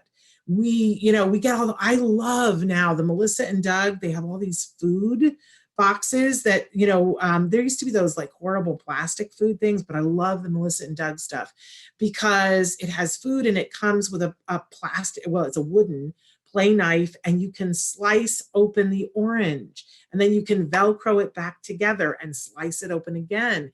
These are all great skills that we want our children to be working on. And we want for them to want to be able to imitate things that other people are doing. There is no better toy for our young developing children than something from that functional pretend play aisle, because we're going to take all the things that we do, like eating lunch, and we have the plastic or the wooden bread with the wooden, we featured some in our toy guide that are really good fabric, corduroy fabric. But and then you pretend to I'm eating, and that begins to teach a different kind of rule-oriented play for our children, helps with flexibility in their brain. So functional pretend play toys. We don't have that aisle in the store anymore, but you can still find them online. They're great, great toys and help with a whole lot of things. All right, we are just about to be out of time, but again, wasn't this a great show? I must say, I just so love getting to chat with Temple, and I love for you guys to get to see her live. Is there anything better than that? Don't forget, tomorrow, Ask Dr. Doreen with Dr. Doreen Grandpichet. Get your questions answered. Thursday, Kobe Bird, wonderful, brilliant actor. And I'll tell you, you haven't even seen him sing. That boy is some talented sing, I tell you. So he's going to be with us from Lock and Key on Thursday. And then on Friday, Eustacia Cutler. And she is Temple Grandin's mom, and she's going to be answering a few of your questions. But she's going to be talking about the 4 things that we all need to know, that we all need to be teaching the people that we love on the autism spectrum and helping to support them with. She's also going to talk about the origins of the social aspect of autism. You're not going to want to miss it. And she's going to answer some questions, and we're going to tell you about how she wants to answer more of your questions. But write in questions for me right now, because those are the questions that we're going to pick from for Friday. And let me just say that next week is equally off the chain. Just off the chain, y'all. So we're going to finish April strong. And then we will continue on in May, because autism is not just 1 month out of the year, right? All right. I appreciate you all for being here with me and the excitement of all of this. And we will be back tomorrow. Until then, give your kiddos a hug from me and one for you too. Bye-bye for now.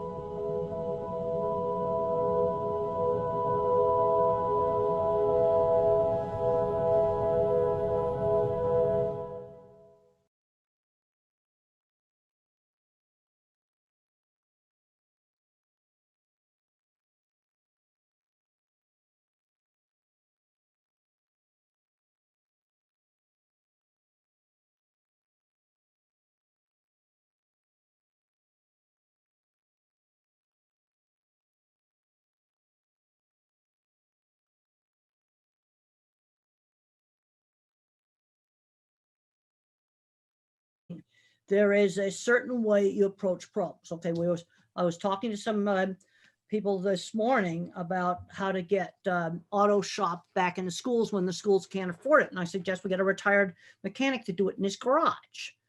And then we have to worry about, well, is there going to be liability or something? And then I started visualizing some important safety. The advice and opinions expressed by the host of Autism Live and her guests are meant solely as suggestion and should not be in any way construed as child-specific advice. The Center for Autism and Related Disorders advises working with a board-certified behavior analyst who has experience with autism before starting any intensive behavioral intervention. Any choices you make in determining your child's treatment are completely at your own discretion. I forgot that. This will happen too. Then we'll be back.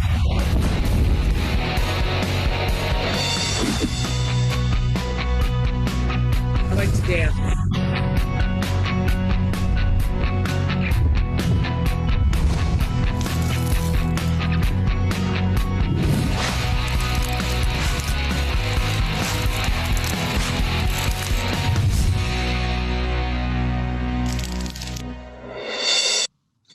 Good morning and welcome to this very special edition of Autism Live.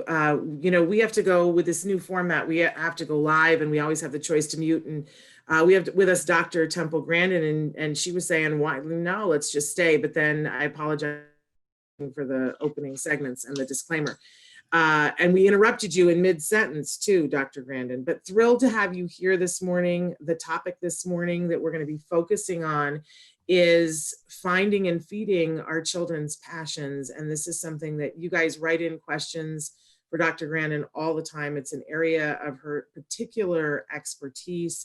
We're thrilled to have her here with us. Before we jump into that, I've been talking with all of you on a regular basis here and with Dr. Grandin the other day about our dear beloved Joanne Lara, who is gravely, gravely ill. And we had the opportunity the other day. There were some wonderful people who said some really shout outs to her. And I asked Temple if there was anything that she would like to say to Joanne, because she's had the opportunity to work with Joanne on a couple of different things. And you kicked off her passion project when she started Autism Works Now. She asked Temple to come, and the kickoff event was called Temple Grandin and Friends. And Temple came and gave such an incredible speech at the Nokia Theater. And there were so many amazing dignitaries there, and it was just like the perfect beginning. And we all had t-shirts that said, "I'm friends with Dr. Temple Grandin." It was such a big, big event that started this movement towards getting employment for individuals with autism. But Temple, is there anything that you would like to say? Well, I'd just like to say that she was somebody that got things done. I really liked the glorious pie truck, because I think a lot of things that are going to work are going to be more local things done in the neighborhood. I'm going to be doing a talk to judges, and a lot of kids get in trouble. And people ask me all the time, how did I get interested in the cattle industry? I was exposed to it when I was 15, when I went to my aunt's ranch. We're supposed to be working on developing kids' passions. I think in a lot of cases, kids are not getting exposed to enough stuff to figure out their passions, because the schools have taken out auto shop and welding and art and cooking and sewing and drafting and all of these kinds of classes. So we've got to start doing things in the neighborhood, like maybe have a hired mechanic set up a shop. And we got to talking about how to deal with liability. And I said, yes, I've worked in industrial safety. There's certain safety things I've got to have, like a special container for greasy rags so you don't have fires. I want gloves on the kids so they don't get into solvents. They don't have to have them on fixing the carpet. If they're messing with solvents, they've got to have gloves on. Yeah, there's a few safety things. I want to do those. But we need to figure out how to just do things in the neighborhood. And something like the glorious pie truck, that's an example of something that was done in the neighborhood, very creative, and it wasn't that expensive to start, and it can slowly grow. Absolutely. And, Joanne was all, devoted her life to making sure that individuals with autism, first she started with the autism movement therapy, and was doing that not as just a dance class, but a dance class to help them to link their body to their brains. And so Joanne has been a passionate fighter, making sure that the kinds of things that you talk about, Temple, came to pass. And I think we all want to just say a big shout out to Joanne, how much we love her. And I can't imagine a world without her, but that is imminent. And I know, we had talked about this, and you just wanted an opportunity to just, give that little shout out to her, because you're right. She was somebody who got things done. Another thing she's done in her career is writing about it. Mm-hmm. Write about how to do it. Because when I've done a lot of things in my career, I've been in the meat industry now for 47 years. And I would design a project, and then I wrote about it.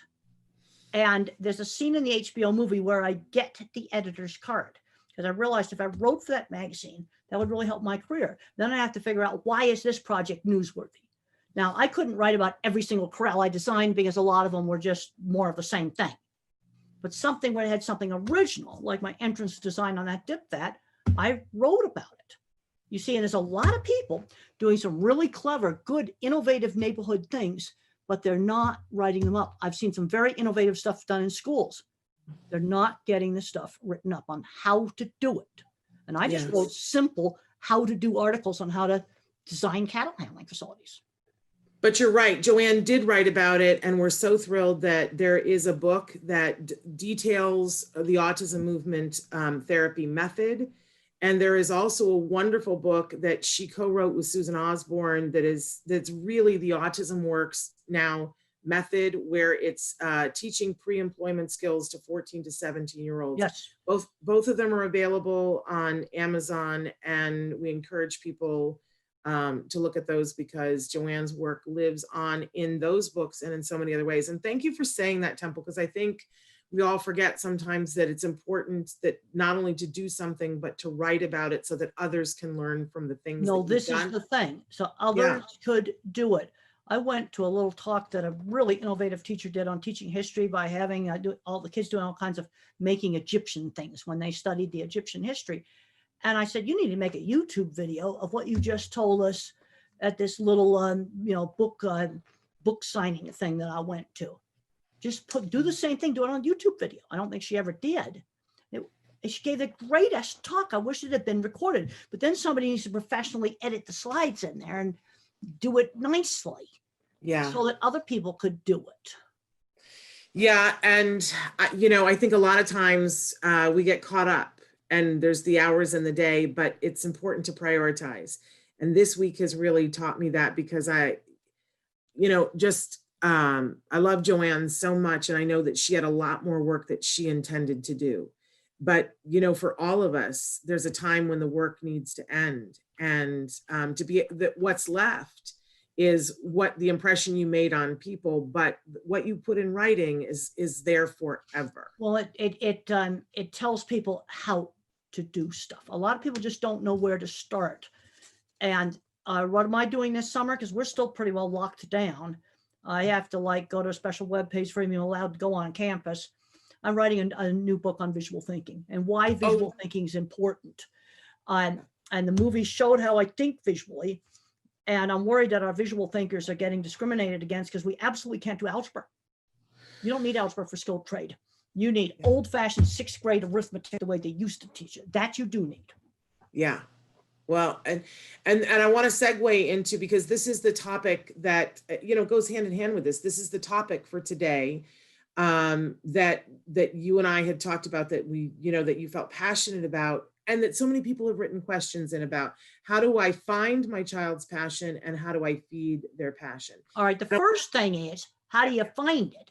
I think a lot of kids today are not getting exposed to enough different things because the schools have taken out so many activities that they're not going to find the passion. When I was in high school, cattle wasn't anything I even thought about. I got exposed to it. Horses, again, I got exposed to them. What if I'd not been exposed to them? And I'm seeing too many kids today where the only thing they're exposed to is video games, and they're getting completely addicted, and they're not going anywhere. If they were becoming great game designers, I wouldn't be criticizing it, but that's not what's happening. But taking the hands-on classes out of the schools, music, theater, all of these kinds of things, worst thing they ever did. I think we've got to start getting these things going in the neighborhood. So in this COVID time and during this summer, for these families that are listening to this and they're like, okay, I'm revved. I've got the time. I've got a little bit of time this summer. I want to find my child's passion, but I can't take them places. Because I know you're a problem solver. So let's come up with some things that they can do to expose their kids to things to see what they're passionate about. All right. First of all, gardening is taking off right now. That's something you could do. People are remodeling their houses. So Home Depot is probably having a great time right now selling stuff for that. Building things, camping in your backyard. And then, of course, I've got my book, Calling All Minds. It's also about famous inventors. And there's things that we can do. Build things, art, we can do that. Take a programming class. There's all kinds of free classes online on Khan Academy.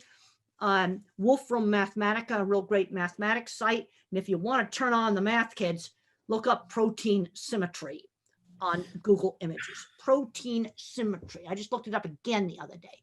You got me turned on to that. Windows are inside your body. It's like, but let's just get creative. I was reading just in our local paper about how the neighbors were doing things together. They were keeping social distancing, but they were doing things together.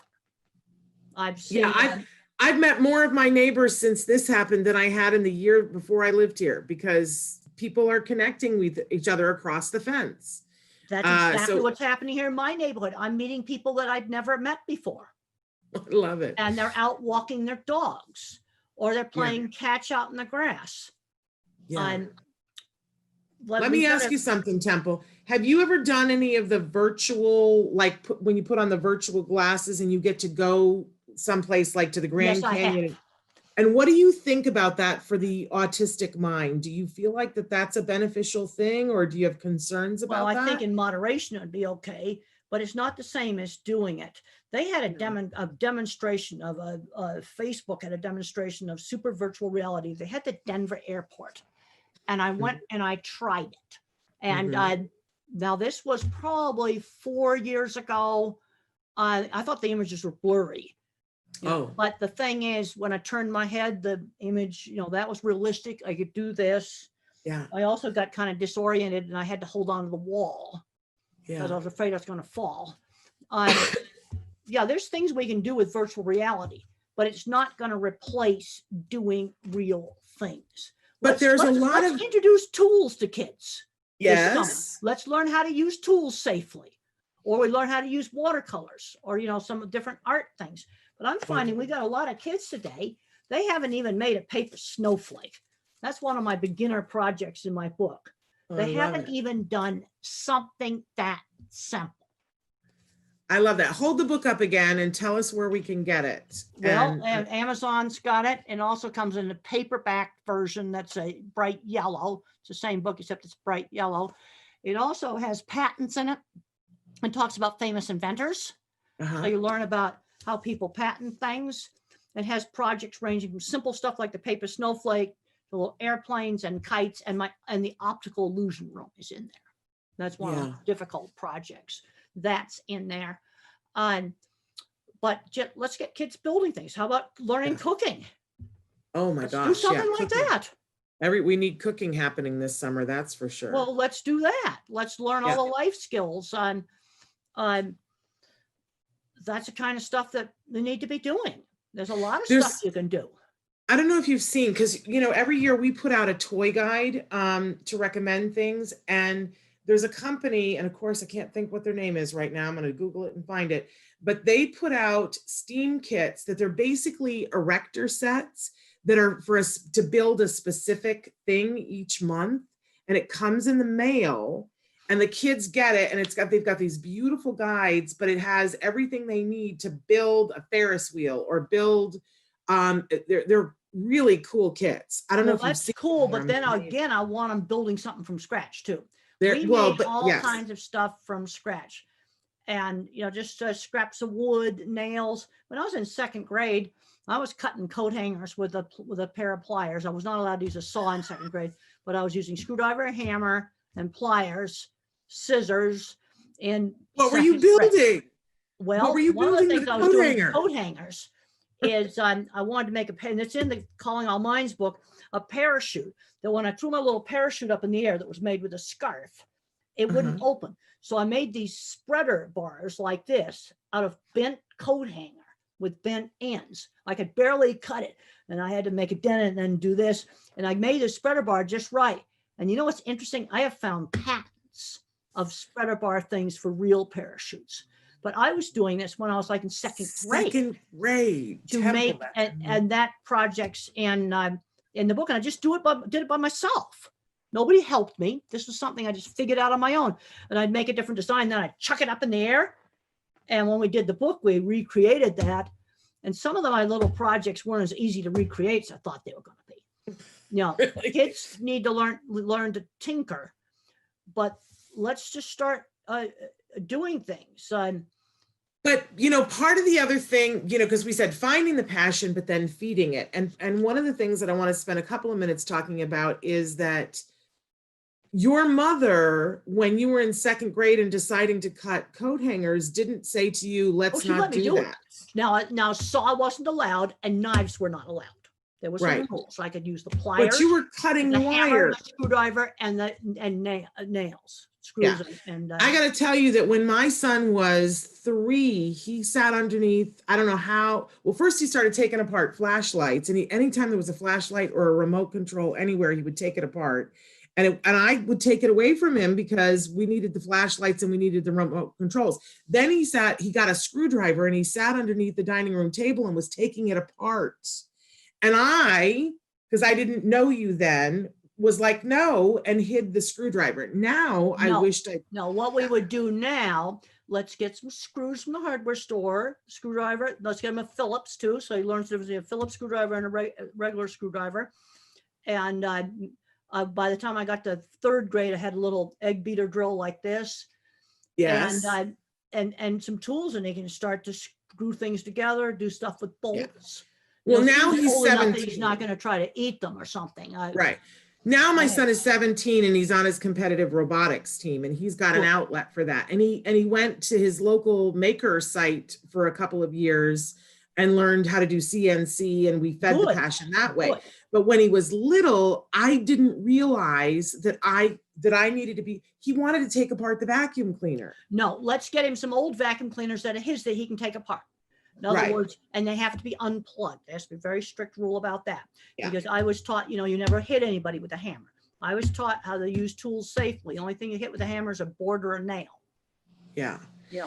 That's the rules. But we have kids growing up today that don't use tools. So how are they going to know they like tools if they never use them? Yeah. I think Legos are great, but I think when you're 16, you ought to be building with some other things too. You could combine Legos into other things that you make.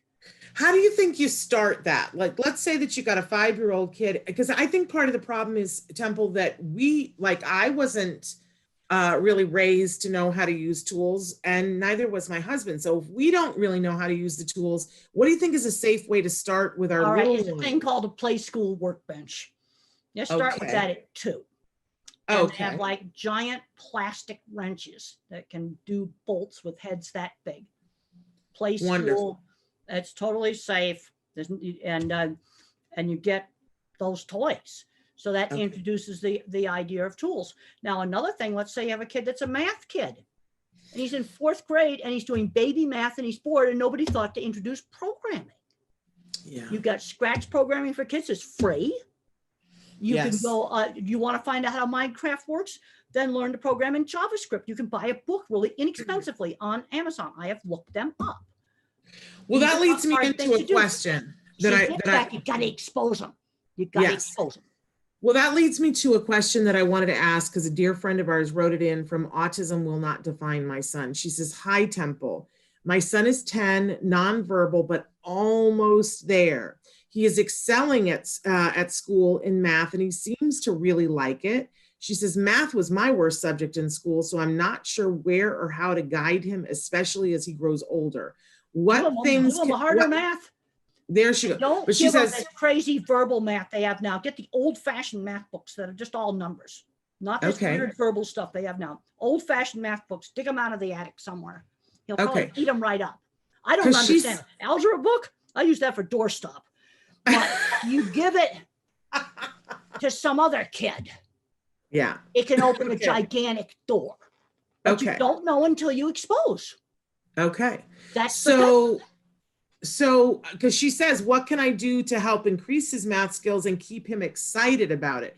But mom's admitting that, like, this is me too. I got to be honest. She doesn't have to know anything about math. Take him to the Wolfram Mathematica site. Tell me, say that slower. Wolf, like the animal. The animal called a wolf. Ram, like a male sheep. Wolfram Mathematica. It's a great website. I was just on it just the other day. I looked it up again. Okay. Wolfram Look up fractals. Use Google Images when you look this stuff up. Man, you'll find the cool math stuff. You just have to expose them to it. Okay. You don't have to understand it. You give the kid an algebra book. You don't have to understand it. Just give it to him. You just have to find it and give it to him. And he might use it as a doorstop too, but if he doesn't, it's not to him. Then it's not to him. But you don't know until you expose. Because when I look back at a lot of big innovators that really, really, like you take like Elon Musk here, he grew up in a family that had a workshop and tons of books. Thomas Edison was described as a hyperactive adult high school dropout, but his mom homeschooled him in a library full of books. There's been engineers that self-trained themselves with their grandfather's textbooks, but they were there in the bookshelf. So the kid could pull them out and look at them. See, again, it's exposure. So you don't know until you expose. And what worries me today is kids aren't getting exposed to enough stuff. Well, it's true, especially now, because while we're social distancing, I mean, I used to take my son to museums on a regular basis. That's why I was asking about the virtual. Well, let's go. The museums all have websites now. Exactly. Let's go explore some of this stuff on websites, and let's do it maybe with somebody else while we're going to go look at the Louvre or look at whatever. Yes. A lot of people are asking if we're actually live now, because sometimes we play your recorded interviews, but I just want to point out to everybody that this is Tuesday, June, what's the date? The 9th. And so we are live Tuesday, June 9th. People are writing in how much they love you. They're saying that they hate video games, that you're amazing. They can't wait for your new. Well, let me tell you a little something about Mr. Musk right here. Yeah. Well, you know all about, oh man, I geeked out on the SpaceX. I was glued to the iPad. I was over at Mark's house. So I was glued to this iPad, and they scrubbed the first launch because of the weather. The next launch, I'm glued. And I watched it live for full 20 minutes till it was safely in orbit. Right. And you know why those spacesuits were so cool? Because they were made by a costume designer. Isn't that wonderful? I wanted to dress them up really, really cool. And I geeked out on 3 hours of live docking. 3 hours of live docking. I geeked out on that. Totally geeked out. I love that. But okay, let's go back to this guy. Yes. Okay. How did he avoid the video game addiction? He's 48. So what I actually did is I figured out that he loved video games. But at the age of 48, he would have been looking at Mario Brothers. I went back and I played the video games, late 80s, early 90s, that would have been the right age. And they were the kind of games that were a lot less addictive. Because what he wanted to do was to open a video game store and sell them. And the shopping center wouldn't let him sign a lease because he was too young. Oh my goodness. He wanted to sell video games. But they also, those old games broke all the time. So you'd get the blue screen with all the code on it. Yes. Well, you see, I call that a computer showing the guts. And then you start to get interested in that code. They don't see that today. He's just old enough. He's just old enough to have avoided the video game addiction. And I went through, I probably played 6 or 7 of it. I didn't actually play them, but I looked at the YouTube videos of, the popular games that he would have been playing. Yeah. And he would have been like between 10 and 17. Well, it's interesting, because those were the video games that I was exposed to too. In the beginning, I didn't get them. I was like, what is the thing? But when I keyed into the fact that there was a level of problem solving in them, like you had to figure out how to learn with video games. But the problem is these kids are getting so sucked in. Any benefit, there are some benefits with video games. Any benefit you would have, you'd get in an hour a day. Yeah. And yes, you're absolutely in right. my book, The Loving Push, that I did with Deborah Moore, we've reviewed some of the research. Also in the brand new edition of The Way I See It, I revamped the video game chapter. And unfortunately, kids on the autism spectrum are more likely to get addicted to video games than just any other kids. And they're not having good results, because what I'm seeing is there's 2 paths: to the basement to play video games, or we get out and have a life. Yeah. And Elon Musk he just loved it. So he had to dress up the astronauts as superheroes. I just love it. Daft Punk helmets. I geeked out on the whole. And then did you see the inside of the spaceship? No knobs and dials. I know. All computer screen in front of them. Isn't that amazing? Super, super cool. It was super cool. Have you gone to a launch yet? Yes, Temple? I actually have been to a launch. I did a disability conference at Cape Canaveral. I guess they used to call it Cape Kennedy. I guess the original name was Cape Canaveral. I think they're using that now. The other thing is, had to launch from Cape Canaveral, pad 39A. There's only one launch pad in the whole world. This is cool. It's 39A, because that's where the moonshot went off from. Right. Had to be pad 39A. He owns launch pads, but they're not cool. Right. Well, there you go. I do it at that launch pad, but I went to a SpaceX launch. This was about 2.5 years ago. Very, very cool. I got inside the vehicle assembly building. I completely geeked out on that. But they need us visual thinkers, because they were just finishing up a launch pad. I got to go inside it, and I found something in that launch pad that shouldn't be there. That's why you need visual thinkers. What did you find? 7 o'clock in the morning. And you know what I found in the launch pad? I watched a raccoon come out of it and waddle down the steps off into the bushes. Stop. And the first thing I thought is, what have you been chewing? And I said, did you see that raccoon? He overnighted inside the base of your launch pad with their equipment. What did they say? Well, you better make sure he hasn't chewed stuff. I'll tell you what he'll chew. He'll chew tool handles. Okay, that'd just be annoying, because you're going to chew the stuff you've touched. But if there's some wiring in some box in there and you've left it open that you've touched a lot, he may have chewed that. And you need to inspect that really carefully. See, this is why the mathematical engineers need the visual thinkers. Of Because a course. mathematician They won't see the raccoon, but he could cause a mission to screw up. Oh, And for heaven's sake, it was the total geek fest. I got very emotional. I stood in front of the vehicle assembly building. I was crying, and I was like crying for happiness during the, I'm so glad Elon Musk managed to pull that off. That was just the coolest thing. And I was nail biting the whole way, just like, because, oh, don't have anything go wrong. And then that night I found a cell phone video, someone had taken to Elon Musk, and he's in the control room at Cape Canaveral, and he's glued to the window. Then he bends over and he's like doing this to the computer while I'm looking for stage separation. Right. So once they're safely in orbit, they can relax. But I was nail biting the whole way. We were too, and we were emotional, and people are writing in saying that they were emotional. It's a new era. But the thing that killed me, did you watch on the live feed? Because there were all the things that were happening at the same time, but there was the piece that was going to land on that's the first booster. Right. And then they were like, it's coming, and you could see it coming, and you could see it slowing down, and they had the shot on the boat, on the drone.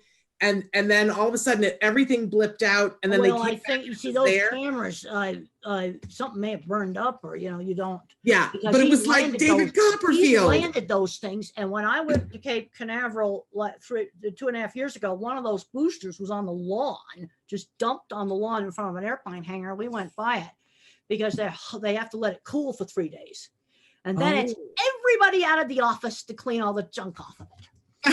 That's amazing. Well, it was so exciting, and we geeked out on it too. But the whole time I was like, Temple's got to be loving this. Well, the thing that amazed me is that then he showed him there was, and I've seen those land before, that when it was falling, like maybe at this angle, and then the computer would start to write the rocket like this, and then it would go down. But then it blipped out for a second, and then it was there, and I wanted to see it land, but we didn't get to see it land. I don't know. Now, I don't think anybody was deliberately trying to. No, I don't think they were. They glitched out. You've got an awful lot of stuff going on there. The camera may have fried. Yeah, it might have. But it was like a David Copperfield trick. I love talking about. It's not a trick. They're actually landing them. And the thing that's so cool is because a 1950s rocket, that's how they land. Yeah. Yes. That's how they land. But the thing was just I thought it was so amazing to hear it's falling like this, and then they just watch it straight, and the computer straightens it. And I hope that people my son's encouraged, even though the original launch got scrubbed and then it was on a Saturday, my son's school sent out emails to us with the link and said, please watch this with your children. And I hope that everybody gathered their kids around to watch it. That's what happened to me when I was a kid. My dad woke us up in the middle of the night to watch the moon landing. And I was just like 6 years old. But that's part of what we do to find our kids' passions, because this gets back to exposing them to this stuff. Yeah. I remember as a little kid, we had one of the first TVs in the neighborhood and watching Queen Elizabeth's coronation. I didn't really understand why it was important, but it was important. It was kind of fuzzy, black and white. I remember watching that. And that had to have made an impression on you, on something to be exposed to. So I hope that, people are watching things like the launch and the docking and things like that with their kids, because that's exposure. Now, we did have a couple of questions that came in specifically about workforce, and I know this is a really important topic for you. Somebody says, how do you introduce the workforce to someone who's a runner? He's a loper, a scaper. Do you have any suggestions? How I could use them in the workplace? Well, how you would first begin to expose the concept of working. Well, first of all, I got to find out, I don't even know how old the kid is. You see, I have to have more information, age, and then start to find out, well, how's he doing in school? What are the good subjects? What are the bad subjects? I'm not going to do a quantum mechanics where you need linear algebra. Okay, I can tell you how to find the paper. You got a little math head. You want to design the next generation of computers? You type in linear algebra, quantum computing. I have found the paper. I have looked at it and I understand it. Linear algebra, quantum computing. Okay. There's going to be a kid where you show him that paper, he's going to take off. I'll use it for scratch paper because I don't understand it. There you go. Well, I don't understand any of it. Different minds can do different things. So I need to learn more about him, what kind of skills he might have. You know, there's a lot of nonverbal people that there's some that I've talked about this before that can type independently and they write beautifully. Yeah. I think people also need to remember too that when people are runners and escape, there's a reason why. And if you work with people to figure out why they're running and what they're running from or what they're running to, then you're able to have a much better control. Well, that's right. Then you got to figure out, well, when does he do it? You see, what I've learned on trying to troubleshoot things, that's the engineering term for diagnosis. We're not supposed to diagnose anything, so we're going to be engineers. We're going to troubleshoot stuff. But I find all the time, and I'm right now just wrote another chapter from my new book I'm working on picture thinking. I don't know how many meetings I get asked by teachers, what do I do about autistic kids in the classroom? What do I do with my berserk horse or my crazy dog? Now, these are real questions I've been asked. There is no way I can answer that. What did the crazy dog do? Happy jumping on people or biting them? Right. Well, then the visual mind, I start to think of specific examples of a nasty dog or a happy dog. And the happy dog's on my lap or it's jumping on me. Yeah. Can you come and fix my dog, Temple? Well, first of all, I have to know what they did wrong or what they did. I don't have enough information to answer that question. I get it. That's the problem. I have a dog that's a rescue that she has issues from before. We've been to a behaviorist with her. What does she do? She's fine with us, but she thinks that she has to defend us from everything and anything else in the world, whether it's a fly or the UPS truck going by a mile away. And she's totally fine with us. I could stick my hand in her mouth. She would never bite me, but she can't be around other people. And now I need for her to be around another dog, and we're working very slow to do that. But I've adopted one of Joanne's dogs. That's the sweetest little pup. He's here in the room with me for the show, but I need for this dog to get along, and we're going very slow. But if you want to come by, the thing I always ask when parents ask me whether their kid's at the right school or whatever, the first question I always ask is the child making progress? Are you making progress with this dog? We are making progress. You're making progress, and you're doing something right if you're making progress. Okay, all good. I'm sorry I sidelined about my dog. No, but the thing is, it's the same sort of troubleshooting. But you don't know the kid can do that math unless you expose them to that book. That's true. That's true. And what I think happened with a lot of the math classes today is the verbal thinkers are, in a verbalized math, where some of these math heads just need the numbers. They need the old-fashioned books. Yeah. I've only got you for 10 more minutes, and I know they're going to just hate me if I don't start addressing some of these questions, but, and it just jumped, and I hate it when it does that. But Tony had written in, let me see if I can find it, Tony, what you said. Okay. Hi, I am autistic and happy. Hi, Dr. Grandin. As you know, in order to develop skills better, people need to accept criticism and flexibility. In your experience, how do you manage it? And he says, take care and stay safe. Cheers, Anthony. Well, I had a boss, there's that scene in the movie where the boss slammed down the deodorant and said, you stink, use it. That happened. Another time, my first job, I criticized some welding. And I said it looked like pigeon doo-doo.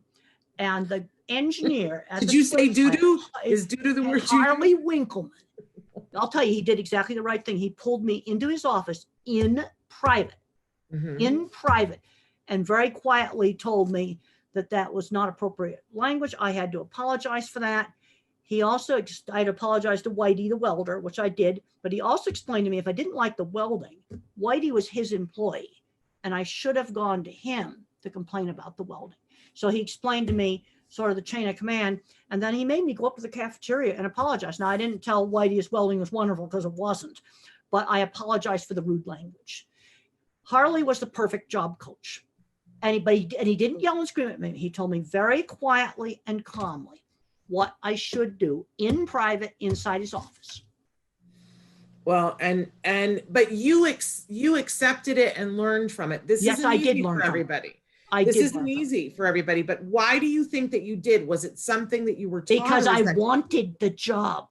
The same thing with the deodorant. I wanted the job. There was some things where I had to change. And one of the things that has to change is hygiene. There's that if you want purple hair, fine, but you cannot be a slob. I'm going to say this because I've learned this from Joanne Lauren. We keep coming back to her, but you know, Joanne has been so passionate from minute one about that all kids deserve the right to work. And yes, that I would agree with that. Kids deserve, her phrase was, they all deserve a seat at the table. But I watched, when I first met Joanne, I thought, well, there's probably some people who don't want to work. And I've watched as she has helped individuals that I thought were too impacted to work. And the passion, once they have a job and they understand the parameters, they fight to keep that job. But not everybody has that opportunity, Dr. Grandin. And like, how do we give them that first work experience so that they see, ooh, when I work, I have a, well, you've accomplished something. Now, the thing is, my mind doesn't work. And see, verbal thinking, you tend to overgeneralize. Okay. You see, picture thinking, I think of, here's a specific example. Okay, a nonverbal person. I'll tell you, this is a specific example. This is a real person. About 2 years ago, I went to visit a very, very progressive program. They had a lot of clients that were adults, nonverbal. And this client came with binders full of everything bad he'd done, run off, everything terrible about him. And they finally said to him, you want to run? I'm going to mark some ribbons on some trees. This is where you can go run. Mm-hmm. And then they gave him work that was physically kind of demanding, stacking wood. But it's also something where you were stacking wood for a purpose. It wasn't fake work. You cannot have fake work where you stack the wood and then unstack it. No, it was wood that needed to be stacked. So you were doing useful work. And they just worked, and the guy was there, and they threw the binders away. Yeah. They just looked at it real simply. And the guy went from being the most horrible behavior problems there was to now he liked the fact that he had a real job. The other thing you've got to do if you have a really bad behavior problem is you've got to rule out a hidden painful medical problem. That has to be ruled out. You could have acid reflux, you could have ear infection, you could have toothache. You got to make sure they don't have something like that. I so agree. One of our regulars on the show, Yadira Calderon, wrote in and she said, Dr. Temple Grandin, keep supporting our teens and adults with autism and creating opportunity for them. Allowing our children to try different things is the best way to relate to them and discover their passion, not imposed. Based on strengths and interests. That's what I'm trying to do with my Rainbow Mosho. That's her daughter. And she said, so far, so good. Her daughter's doing it. You've got to, when I was in third grade, it was obvious I was good at drawing, but I just did the same horse head over and over again. Some mother said, well, let's draw the saddle. Take that interest and broaden it. You want to broaden an interest so it's not so fixated. And she introduced other media, watercolors, and they were just little kids' paints. But you have a whole book written on the idea of pushing our kids. Well, another thing that mother did, because my sister loved theater, is that she put on plays in the neighborhood in the summer. And she'd get all the kids in the neighborhood to come and they'd put on a play. Yeah. And what was that like for you? What did that do for you? Well, this was something she did more for my sister. I would be in the play. But she had a lot of the neighborhood kids involved in it and making Halloween costumes, so making pumpkins. A lot of the stuff that she did, it was not expensive stuff. Now, the plays were mainly done in the summer when it was vacation. But you learned from it, even though it wasn't meant for you, you learned from it. But I had to learn to cooperate, and the whole group had to work together on this. It was a group activity. There's probably about 5 or 6 other kids involved in this. But this is an example of something done in the neighborhood. And it wasn't that expensive to do it. It took time. Yeah. It took time. And your mom was working, she was doing a lot and had a lot of kids that she had to take care of, but she managed to do that. Well, and then you see, and now you've got people, but now the problem you've got with people at home, they're trying to juggle their job. I was just reading in Science and Nature on the career section. Okay, scientists at home, trying to get their work done. Now they can't do lab work at home, but they're writing and their statistics and things like that. And one of the things they've learned, a schedule. This is another thing from the space station, a schedule. You got to get up in the morning. Now there's 5 astronauts and 3 exercise machines on that station. So the schedule's going to have to rearranged, but everybody has to be at the midday meal. That's a rule on the space station.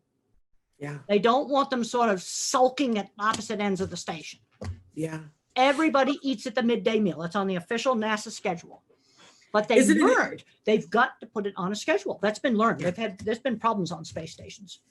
Well, I mean, and there's a certain amount of stuff that's rules for respect, mutual respect, and they've learned that they have to do a ton of maintenance work on the station. They got to do their scientific experiments because 20 years ago on the MERD, they had problems. They let it get dirty, stuff broke on it. Part of the station broke, it could have killed them. They had to shut the door on one session and seal it off. Real mess. You see, then the people working in Antarctica, they've learned the same thing. People working on research ships that are out there, they've got to have a schedule, but they also schedule some alone time where that person can do, where the different astronauts, play the guitar. They've collected some instruments over the years, play the guitar or read a book or talk to their family. Now, I had promised you that I would let you go at 1:45 because I know you. Well, actually, I told Mark I was going to be late, so well, there we go. We can go a little bit longer. We'll be fine. All right, fabulous. I appreciate that. Okay, so going back to this whole idea of finding your kid's passion, and now we've said, you've got to give them opportunity, you've got to expose them to things, and you can't know until you know. I love our beautiful Spencer Hart, who was not talking, and her mother put Phantom of the Opera on just because it was on, and they discovered that Spencer is a beautiful, talented opera singer and has been to China, but you has wouldn't sung at the know White House. unless you exposed. You see, this is exactly, the thing. And you sometimes don't know. This is what worries me today: is kids aren't getting. I mean, the reason I got exposed to the beef industry was when my mother got remarried when I was 14. That brought the ranch into the family. And if I had not gone to that ranch, I would not be in the cattle industry. It's that simple. That's a perfect example. It's strictly exposure. So you got to keep throwing darts at the wall and just expose. Right. But what are we looking for that tells us, okay, this is the passion? How, what kinds of things? Well, all right, let's just look at it really simple. Let's say you show a math kid the Wolfram Mathematica website and he just takes off in it. Okay. Or you dug that old algebra book out of the attic and he actually did it all, and you went and showed his work to the high school algebra teacher and he was amazed. There we go. It could be that simple. But a lot of things aren't going to be the thing. You might hand the algebra book and it becomes the doorstop. So I'm not going to handle the art kid the algebra book, because I've talked before about the different minds, and that's in my autistic brain book. This shows the science that there really is. Visual thinkers are object visualizers. These are the art minds. These are also going to be the skilled trades, mechanical, machinery design, people I worked with in construction. Then you have the mathematicians, your computer programmers, the more mathematical parts of engineering. Then you've got word thinkers. Okay, I'm going to be doing talk with the judges group. They're all word thinkers. So I've got to try to explain to them what visual thinking is. And I'm not going to give the person who's totally into art the algebra book. Okay. And in the autistic brain book, I talk about careers, some of the different kinds of minds. I use a little bit of discretion, but you also got to figure out what classes is he good at. And a lot of the math kids are being taught baby math. So you have a kid's good at math, let's expose them to programming. Scratch programming for little kids, and then JavaScript. Want to learn how Minecraft works? Here's a book about how to do Minecraft. There you go. And you're going to quickly figure out what he is, or he's maybe going to be a word kid. So he's going to love the Harry Potter books. Yeah. So let's say, for instance, you sat your kids down and you watched the SpaceX launch, and your kid got really excited and was jumping up and down and hand flapping, and you saw that, they really, really liked that. So then, all right, first of all, I got to know the age of the kid. So let's say that I'm just making this scenario up. Let's say that you got let's say that you got a 5-year-old. They watched the SpaceX launch and they got very, very excited. What's the next thing that you could do to sort of feed that passion? Well, you could play with some water rockets to get an idea of how rocket works. Now 5, he's probably gonna be a little too young for the math. Right. There's math involved just even with a water rocket. Those are things. But even to get a little. And also, okay, let's use rockets for reading. All right, so he liked the SpaceX launch. All right, let's get a children's book about when we went to the moon. Right. And we can look things up on the NASA website to see that. Let's use it to teach reading too. Yeah. Just read about the history of rockets, and actually the Chinese invented the first rockets. Just read about it. You see, that's taking that interest and broadening it out. I can get reading into it. I can get it gets a little older. I can get some more complicated math in it. Those are simple things you could do with that, because a 5-year-old could be an art kid and love that, or be a math kid and love that. Yeah. Because I feel like a lot of times as parents, we're trying to get our kids to some mythical place that we don't even know what it looks like. But sometimes I think we miss the key, that this is what the kid is passionate about. Because I hear parents talking about, well, how do I get him to stop perseverating on X? Whatever. All right, take whatever it is and broaden it. Broaden it. Okay, first of all, tell me what it is he perseverates on. Well, it could be anything, but like parents will write in and say, for instance, my kid is perseverating on Thomas the Tank. All right, Thomas the Tank. All right, that's a common one. All right, let's learn more about different kinds of trains. Right. You got freight trains, passenger trains, you got antique trains. Let's learn about the history of the railroads and how they first went across the United States. Okay, you see how I'm taking Thomas and I'm broadening him. Yes. Into a much bigger whole section of trains, a whole great big subject of trains, where I can have reading in it. I can do simple math, calculate if a train is going 60 miles an hour, how long would it take to go from, Salt Lake City to Denver? Yeah. But so just take it and like take that thing, take Thomas and broaden it. Now, if the kid's really young, well, maybe we're going to just learn about freight trains, passenger trains, and maybe old-fashioned trains. Yes. And maybe read some other train books, children's train books, to start to broaden. But you have an associative link back to Thomas, because Thomas is a train, after all. Yes. He's part of a train. Yes. And so now people are writing in about what their kids tend to go towards. Somebody said, my son is 9 and he's into jigsaw puzzles. Is he a visual thinker? Jigsaw puzzles may be more of a math thinker. I would I'd expose them to that Wolfram Mathematica site, and I'd start showing them some protein symmetry.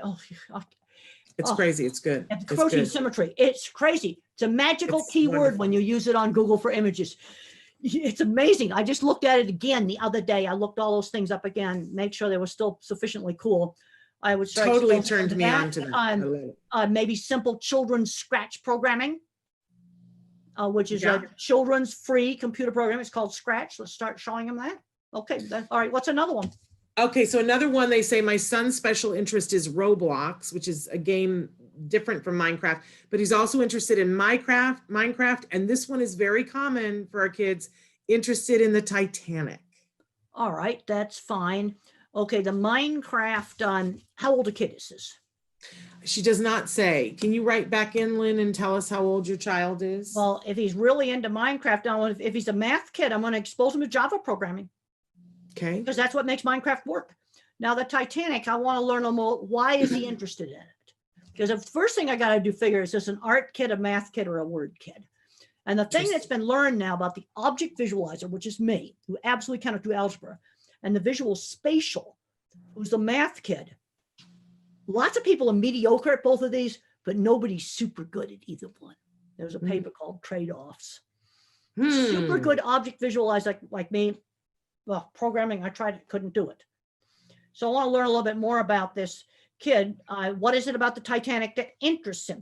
Maybe he might be interested in deep sea diving technology to go look at the Titanic. Mom wrote back in and said he's 10 years old, Temple. He's 10 years old. Yeah. Well, if he's a math kid, I want to expose him to programming. He's old enough to learn. Let's expose him to some real JavaScript. Yeah. And you can get books on that. Another thing, there's a magic word that you use in regular Google searches called forum. If you just type JavaScript into Google, you don't get much. But if you type in JavaScript forums, whatever thing you're interested in, maybe dinosaur forums, dog forums, I don't care what it is, but you type that magical word forum, in a search, it will pull you up, some cool stuff you won't find otherwise. On the Titanic, I want to kind of, what is it to interest them? Do I take them kind of the engineering route? They're exploring the Titanic wreck. Okay, maybe someone was interested in the love story on, something on the Titanic. I want to learn a little bit more about it. If he's an art kid, well, let's do pictures of let's do pictures of the Titanic. All right, let's if I'm an engineering mind, why did Titanic sink? There's engineering explanations for that. You see, you could go into I could explore it from either an art way, more of an engineering way. There's a lot of different things. I could broaden that interest. I need to learn a little more about his favorite subject in school, because I'm not going to push the physics stuff if he's absolutely awful in math. Right. Crystal says, my son is 7 years old, does well in math, but is obsessed with trains and transit. And we see that a lot. Transportation is common. Trains and airplanes, you see, the reason he likes to watch the movement. Well, I just talked about Thomas the Tank Engine. You're going to do the same things with trains and transit. Yeah. I love the kids who study, they know the whole New York City subway map, and they know the train schedule for the Boston Transit. It's like amazing. Another person says that my daughter is also a jigsaw puzzle whiz, but hates math and is nonverbal. She's nonverbal, but jigsaw puzzles, often pattern thinkers are really good at it, especially if they're good at a jigsaw puzzle that doesn't have a clear picture, that you're not creating a clear picture. So you're not like find the blue pieces that be the sky, or the green pieces that might be the grass. She hates math, but she's really good at jigsaw puzzles. But there's different kinds of math. You see, one of the reasons why I want to get you on the Wolfram Mathematica site is that it gets into the real true pattern thinking. Not this, I think what way they're doing with the math now, I don't understand what they're doing. The other problem we've got with some of the math now, I was taught to burrow in subtraction. And if I hadn't been allowed to mark the paper, there's no way I could do it. But then you have other kids where they do it in their head. Let them do it in their head. They don't think the same way. And now we're getting questions about, because we talked about the perseveration thing, and you were asking, like, what are they perseverating on? And we've got a young man who's 21 who perseverates on mom. Mom does not have custody of him, and he constantly repeats statements saying, and he wants to get back with mom. He says, he's fully verbal or not? Well, he repeats the statements, mom is coming, but in fact, mom is not coming. Well, yeah, he wants her. You see, that's just plain separation anxiety. Yeah. That he wants her. Yeah. But it appears from what they've written that mom is not coming, is not able to come. And so that's really something for, that's and it's take not some time. Possible even to talk to her on the video or something. See, I don't know what the situation is. I don't know either. And does he feel better if he has a picture of her? There you go. Yeah, let's just try to think of or a card from her or something. Yeah.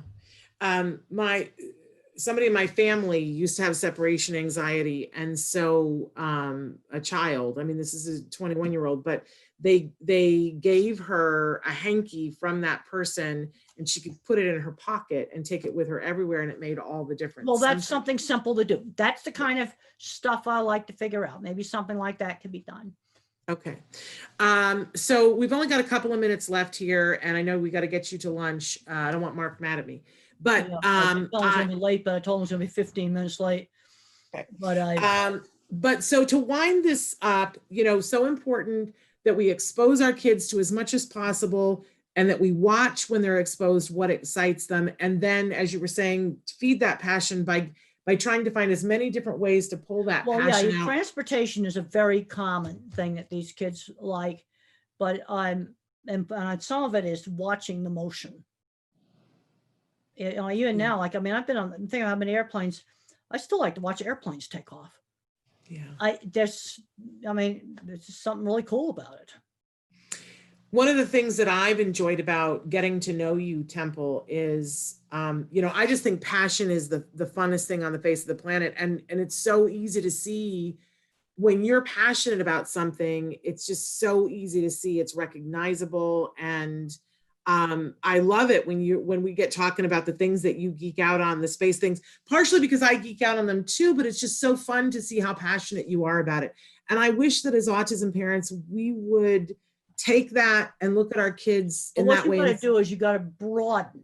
So that the fixation isn't so narrow. Let's learn about some different kinds of trains. Yes. So we do math with trains. We can do physics with trains. If the kid's more of a word kid, we can read about the history of the railroad. Yeah. Or the word kid.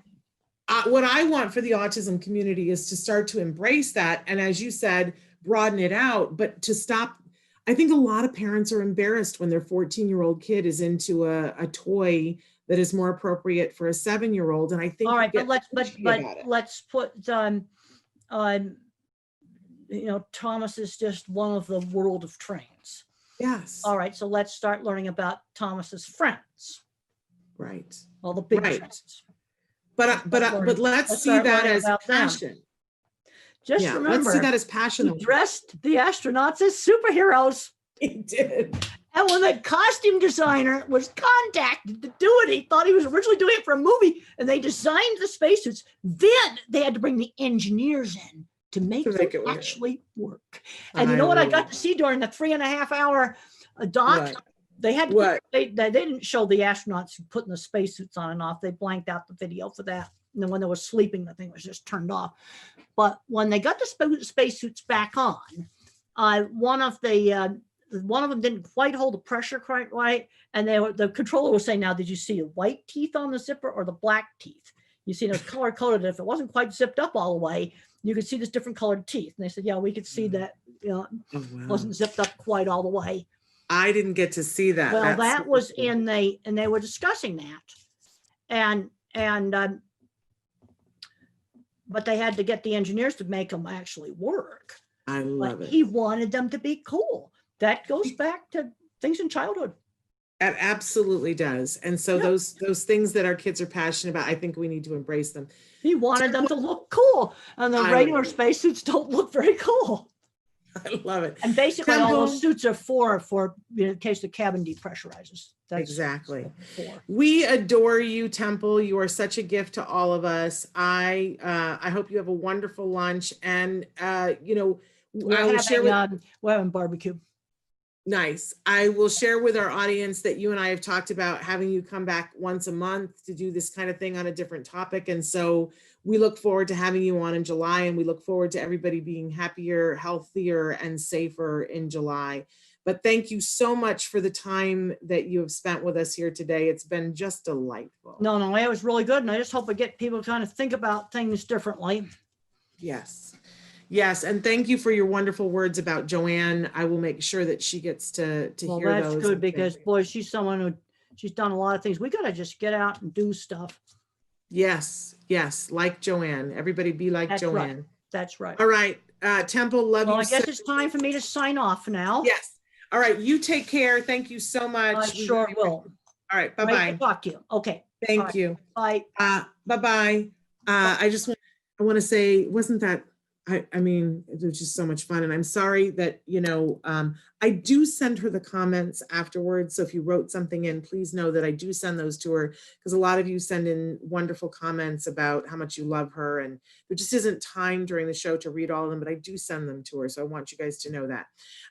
Also, I want to let you know that tomorrow on the show, we have Evelyn Kung, autism expert Evelyn Kung will be here to answer your questions. On Thursday, we're having Yadira Calderon back because she was so amazing last Thursday. We want her to join us again. And on Friday, we are having Matt and Nava Asner from the Ed Asner Family Center join us. It will be me and Nancy for Let's Talk Autism with Shannon and Nancy, and Matt and Nava talking about things going on at the center. And we'll continue to update you about my dear friend Joanne Laura. Please, everyone, stay safe. I will see you tomorrow. Until then, give your kiddos a hug from me and one for you too. Bye-bye for now.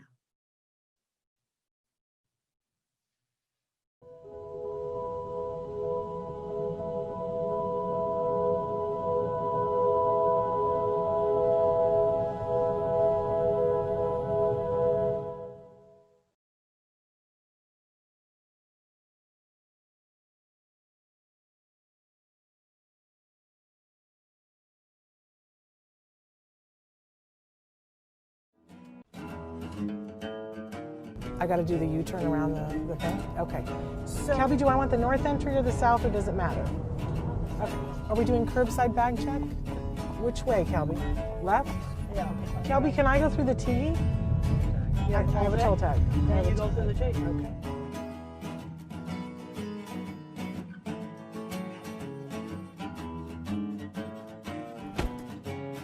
What do you do that, like, you could just spend 2 hours doing and have it suck all your time? Oh, I like to look up interesting research articles on animal behavior. Found a really interesting European papers on how wolves are different than dogs that I read last week that were very, very interesting. Very cool. Because I've always talked about a brain can be more social emotional or a brain can be more cognitive. Yeah. And the wolf turns out to be more cognitive, and we've bred the dog to be more social emotional. How fascinating is that? Very, very interesting. The wolves were very good at watching another wolf solve a problem. We were talking a little bit about television before, and I cannot believe that what you said to me, what you like to watch on television. Star Trek. I was a Star Trek fan when I was a teenager. I liked the Star Trek Next Generation. I was watching that when I was working on my PhD in the 80s. And so Total Star Trek fan. What's your favorite series, and what's your favorite character, and what's your favorite Mr. episode? Spock was my favorite character. Love it. And what's favorite episode? This guy is Let going me to hate see. me. There was a lot of good. My favorite Star Trek movie was the one with the whales. Yes. Yeah, I really mine liked too. that Star Trek movie. And so sad that we lost Leonard Nimoy this year. Yeah. So I didn't know that you like to watch television. Do you like to go to the movies too? Oh yes, I went and saw Gravity. There's certain movies that have to be seen in a theater, like Gravity and Avatar. Yes. I wanted to see Inside Out in the theater. I really liked that movie. What did you think of that? I liked it. I think about how the emotions interact.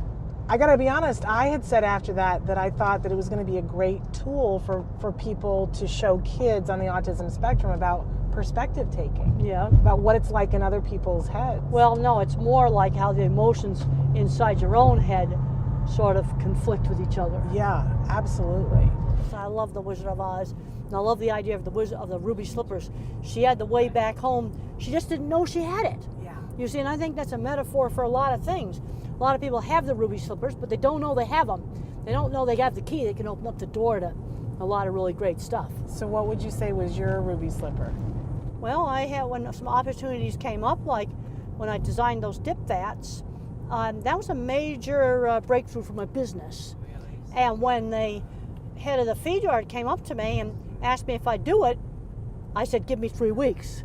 You know, a lot of people would have been too scared to walk through the door.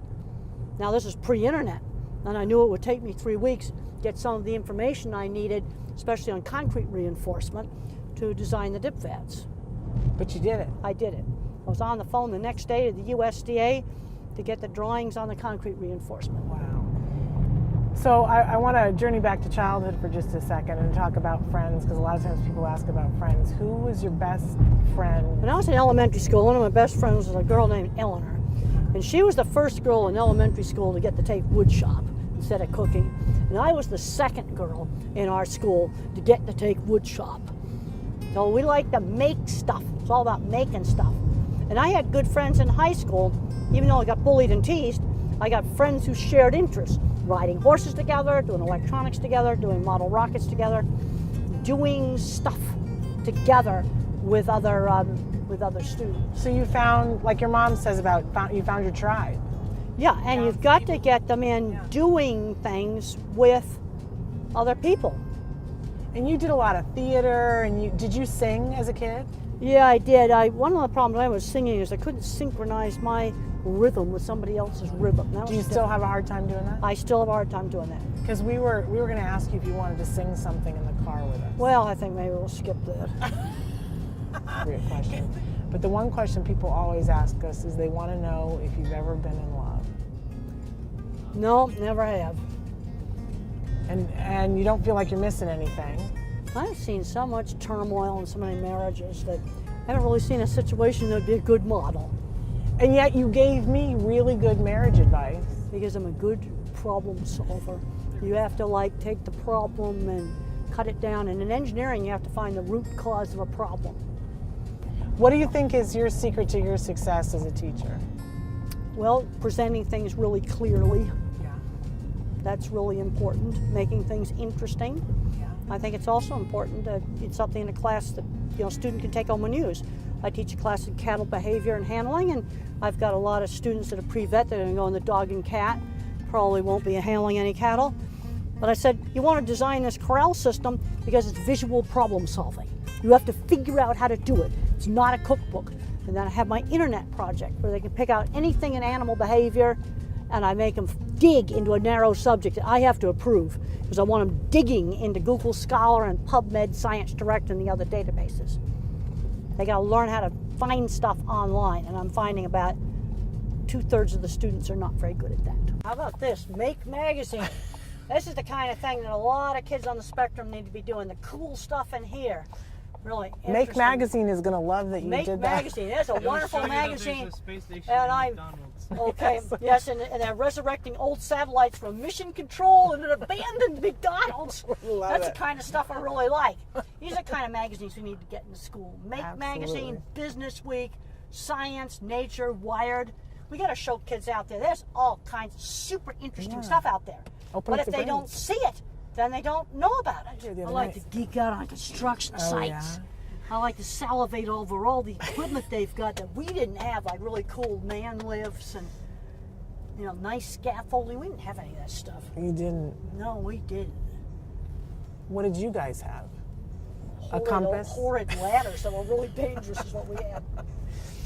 I'm going to pull up right here.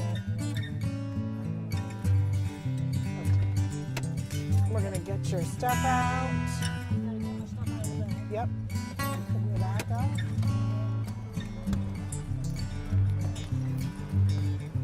Oh. We have to get the mic back from you too. Oh, you took it off already. You're good. That's attached to mine.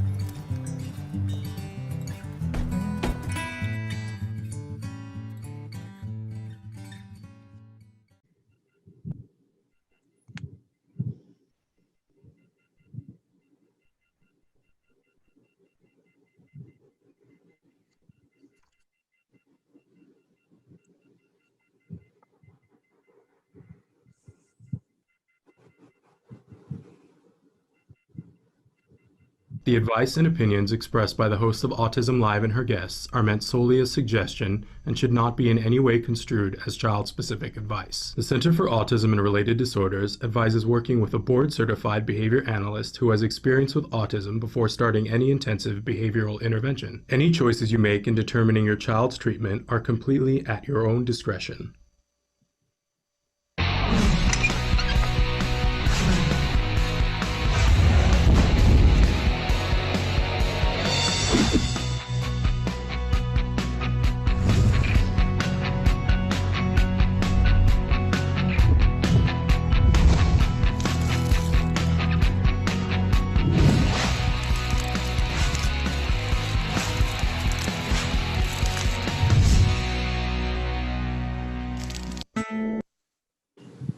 Good morning. We started to play.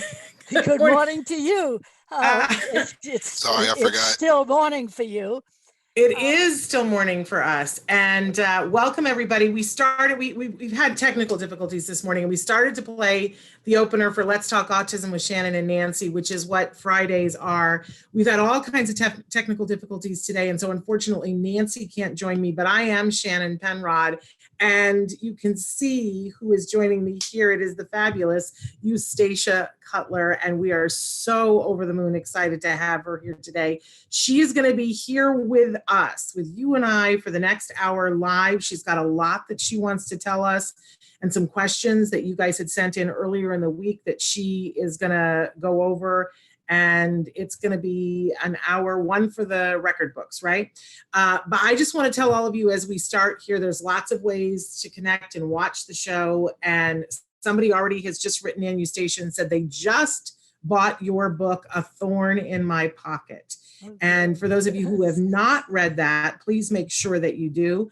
We're going to give you some information throughout the show about how you can connect with some of the things that Eustacia has done, but A Thorn in My Pocket is a must read. So Thank you and congratulations. I want to tell people, and we're going to tell this a couple of times, but if you're looking, I know when we had Temple on Tuesday, we were talking about how it is difficult to get some books quickly, but if you order directly from the publisher, you can go to fhautism.com, go to Future Horizons, and not only can you order books and hear what some of the things that Eustacia has said and some of the things that Temple has said, but you'll find information about an upcoming event that's happening with Eustacia in honor of Mother's Day. So check that out. It's coming up on May 8th. So, but Eustacia, you're here, and this is such an honor for us. And I can't say enough how thrilled I am to have you here as a mom of an individual who was diagnosed with autism spectrum disorder. It's just an extra special treat to hear you and hear your words. So I'm going to shut up and let you talk, because I know that there's a lot of things that you wanted to share with us this morning, but I'm here with you and I'm not going anywhere. Well, thank you and good morning. And it's a delight to be with you via Zoom. We live in a very difficult time right now. And the first rule that I learned 70 years ago when I was raising Temple in a much easier time is that there are no answers. There are only choices. But choices can be changed, and you will change them, and you will be changed by them. So you better just embroider that on a pillow and sleep on it every night. And know too that there's hope. We learn and we change, both us and our children. And that means as time goes on, we make better choices. I think of the words of science writer Matt Ridley. He said, the genes are not the implacable little determinists we thought they were. The way their promoters turn on and off is entirely determined by external experience. And external experience is us. Also, our children are open to life, experience, and it will affect them. Never underestimate the value of education. And that being so, I'm going to start with a little education before we get to your questions. What is it, first of all, that we can do that our children can't do? It looks easy. Shannon, you and I have been talking to each other, feels social, feels spontaneous, but actually most of it is neurological. And this is what our children lack. It's either not in their neurology, or it's skewed, or maybe it's both. And what's lacking? The best illustration, and I've told it over and over, but it's so exact, I'm going to tell it again. It's about my youngest grandson, Nicholas. I have only grandsons. I have 5, and they're all grown men now. But Nicholas was a baby then. He was a baby just beginning to talk. And the first words that his grandmother heard him say were not Mama, Dada, but Oreo. He pointed to the cookie jar and he said Oreo. We all laughed, but I knew that that meant his neurology was complete. This is what he had that a lot of our children don't have. First of all, conceptual thinking, the idea of something. Nicholas understood the idea of what a cookie is for. Now you can say to an autistic child, point to the shovel. He can point to it. But if you say, what are you pointing to? Point to the thing you dig with. He's lost. He doesn't have the idea of what a shovel does. And he doesn't know, therefore he can't generalize. He doesn't know that his father's snow shovel and his little sandbox shovel are both shovels. He can't generalize. And the best example I can think of that is a young man that I know today who's about 30. Now, he lives here in New York City, and he's learned that he can cross the street when the light's green, and he can't cross the street when the light's red. So he knows enough on the streets right around where he lives. He's memorized them. What he can't do is understand that all streets operate the same way. He cannot generalize that all red and green lights mean the same thing. That limits him to the neighborhood where he's memorized the lights.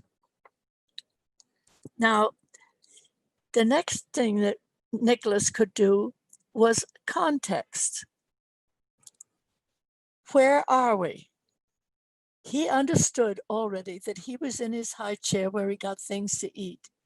And if he wanted a cookie, he better speak up fast before somebody took him out of that place. Our children do not understand context. They cannot deal with prepositions. Temple had a lot of trouble with prepositions, understanding over, under, around, in between. They don't see the relationship of us to where we are, or one object to another, or even one idea to another.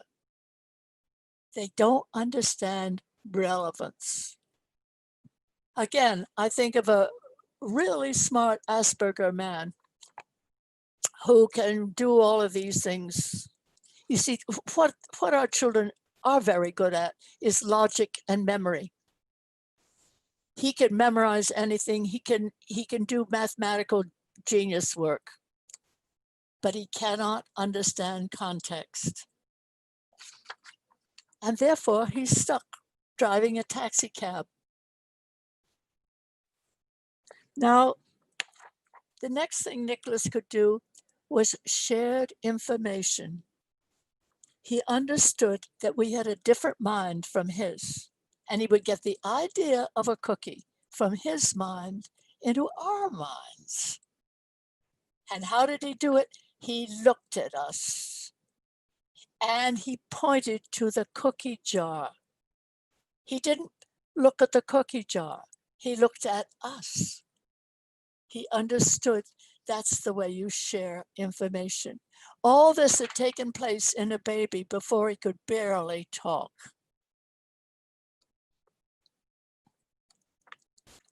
Now, at the moment, it's so, excuse me, I just dropped a page on the floor. Hold on.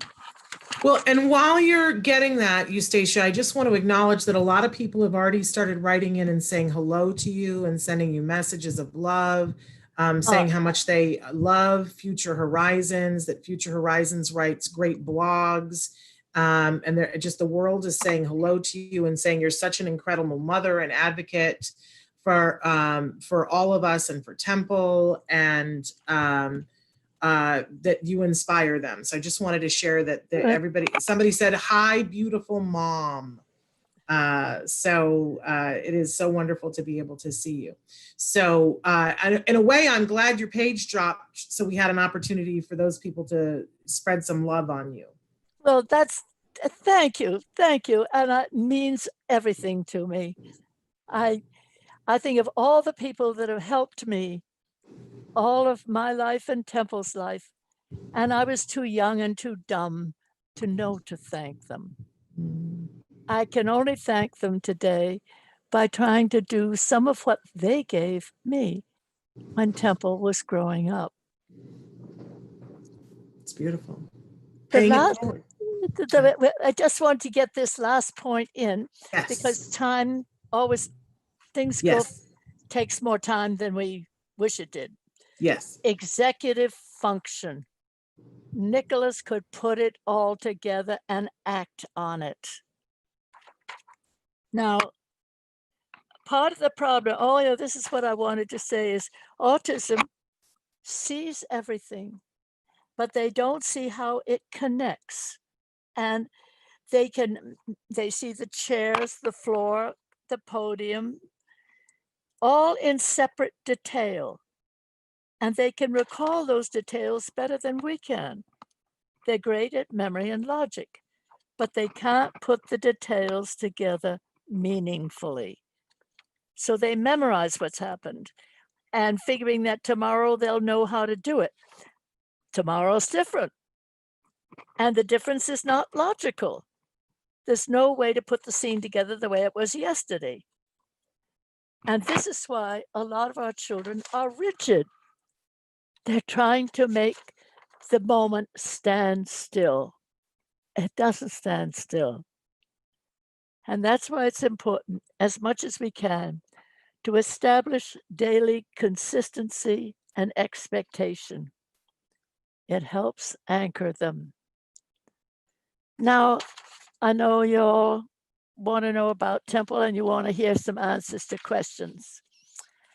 And the first question that was on the list you gave me, Sharon, was, what was the worst moment? This leads up to it. Temple was born in 1947. As a baby, she was mute, and she had a strange stare that didn't connect. She couldn't make eye contact, she couldn't play peekaboo, and she didn't want to be touched. She'd pull away when I tried to hug her. Instead, she'd like to spit and go into gales of crazy laughter. At 2, I took her to Children's Hospital in Boston to Dr. Bronson Crothers. Now, Temple, there she was. This is the day of the big weep. They kept Temple there at Children's Hospital for 10 days observation. I went home and I wept as I have never wept again. I thought I was going to strangle on my own tears. I woke up the next morning and I realized tears were stopping me from thinking.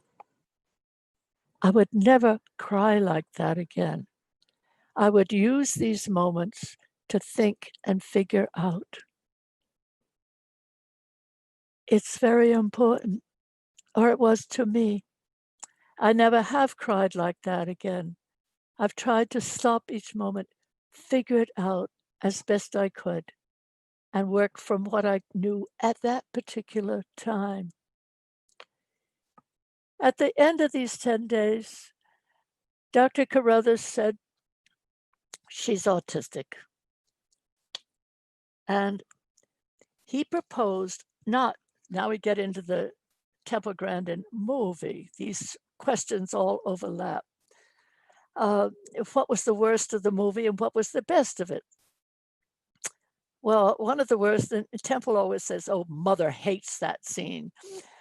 I do. It was the scene where the doctor recommended institutionalizing Temple and that I stood up against him.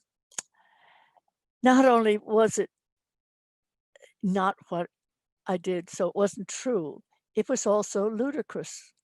I don't know who wrote it, but in 1949, women didn't have any rights of any kind. And I was a little girl of 22 who didn't know anything and had a child with autism. Do you think I could have spoken up against the whole medical profession, which was all male? I couldn't have. We couldn't even get a charge card without a father's permission or a husband's permission.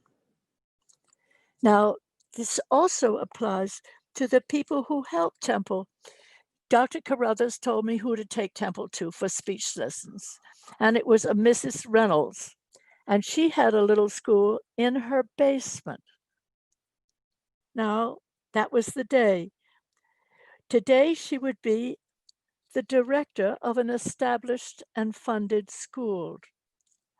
Then she was just a woman. Women were allowed to teach, to be nurses, and to be stenographers.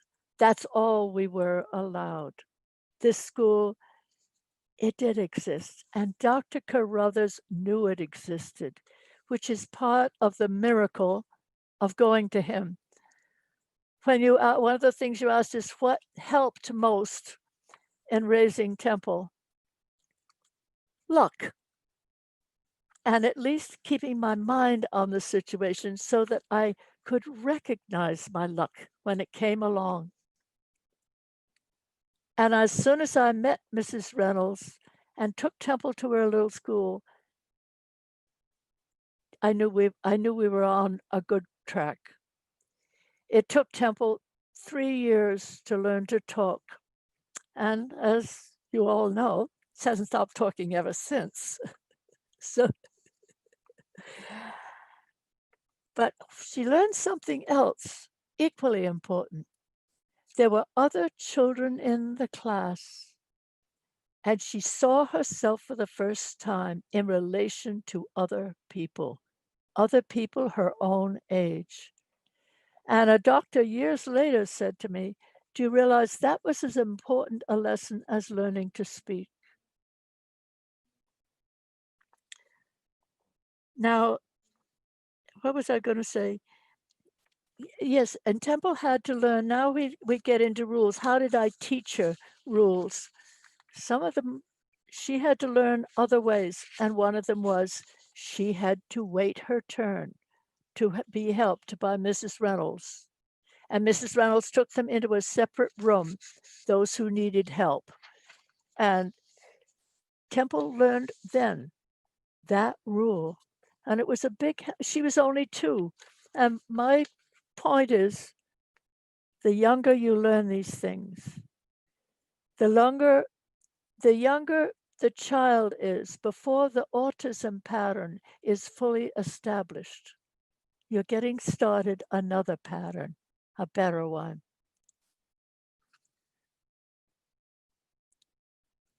Now, I didn't understand that when I was taking it there, but I kind of began to get a feeling about it. And I began to make other choices for Temple's future, better choices. A great thing about choices is if they don't work, choose something else.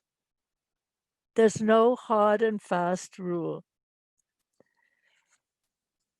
Now, again, this is 1949. These accomplished women had all knew each other, and they'd worked simple solutions out. Mrs. Reynolds told me to take Temple to Mrs. Huckle. Mrs. Huckle ran a little summer camp for children on the autism spectrum. Temple stayed there 3 days a week, and she liked it. It worked. And she began, again, there were other children there. They played together. This wasn't a lesson. They played games together. She began to understand how to be part of a group. And Mrs. Huckle said, I think Temple could be mainstreamed at 5 if you've got a little country day school and they understood her history. I took Temple to Dedham Country Day School. We lived in Dedham, Mass, about a half hour outside of Boston. And it was the little country day school that all the neighborhood children went to. I told them the story to Mr. Ladd, who was what do you call them then? He was the head of the school. And to Mrs. Deach, who was head of the pre-K through 3rd grade department. They listened to the story. Now, here's where parents come in. Mr. Ladd said to me, we will take Temple because we think we can work with you. We have turned down other parents, other children, because we didn't think we could work with the parents. It's a joint journey, and all of it is on the job training. Now, and what happened then with Mrs. Deach? She and I talked almost every day. And this meant that Mrs. Deach knew what happened at home. I knew what happened at school. It held Temple to expectation. She began to realize what was expected from her. And it also held her to consistency. Again, it grounded her. Expectation and consistency. And Temple was happy in the school. These were the children in the neighborhood where she lived, and she began to play with them. Now, there were days when Temple couldn't manage school, and Mrs. Deach would call me and say, "Can you come and get her, take her home?" Yes. And she used those times to explain to the other children in the class about autism. So now that they're all in their 70s, they feel they had a role in bringing up their famous friend, Temple Grandin. So now the other thing that Temple learned was, I have to play games by the other children's rules. Otherwise, they won't let me play. Now, when I talked to the woman who does Sesame Street, she said, "Oh, that's terrible." I said, "No, you don't understand. This is the way we play hide and seek. This is the way we play capture the flag. Games have rules. If you don't want to play the game, fine, don't play it. But if you want to join the game, these are the rules of the game." And Temple learned at 5 years old, I have to play the games the way the other kids play them, or they won't let me play. Now, girls are more social than boys are. Temple wanted to be with the children. Sometimes you've got autistic children, generally a boy, doesn't care whether he's part of the group. She wanted it. Was a big step forward. I don't know how you make children want it who don't want it.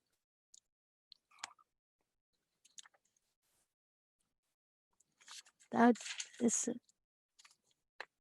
Now, Temple was happy at Dedham. Where's my list of questions? Because I have other questions. That takes care of the darkest moment. I'm saving the sibling question for the end. The movie. Oh, I know what I wanted to tell you about the movie. Yes, there was that fake scene. There were other scenes that weren't true. But Julia Orman played me in the movie. And she had read the book that you just mentioned, A Thorn in My Pocket. And that comes from a story that I picked up from a teacher I had at Harvard, who was a close friend of Robert Frost. And I told him I was nervous coming back to college late in life. And he said his friend Robert Frost was nervous about lecturing, which he took too late in life, and he wasn't comfortable with it. And Frost said to him, "I always carry something in my pocket I can touch when I'm talking, so I'll remember who I am." Lately, it's been a thorn. That's where the title of the book comes from. And Julia said to me, every scene I played, I kept a thorn in my pocket. Now, she won an Emmy, and she gave it to me. And which was, does anybody give up something like that? I finally decided we have to give this to a big autism organization that is in White Plains outside of New York. It's part of the big medical conglomeration of New York City. And we both agreed this was the place where it should go. So they put it in a beautiful glass case with the story beside it.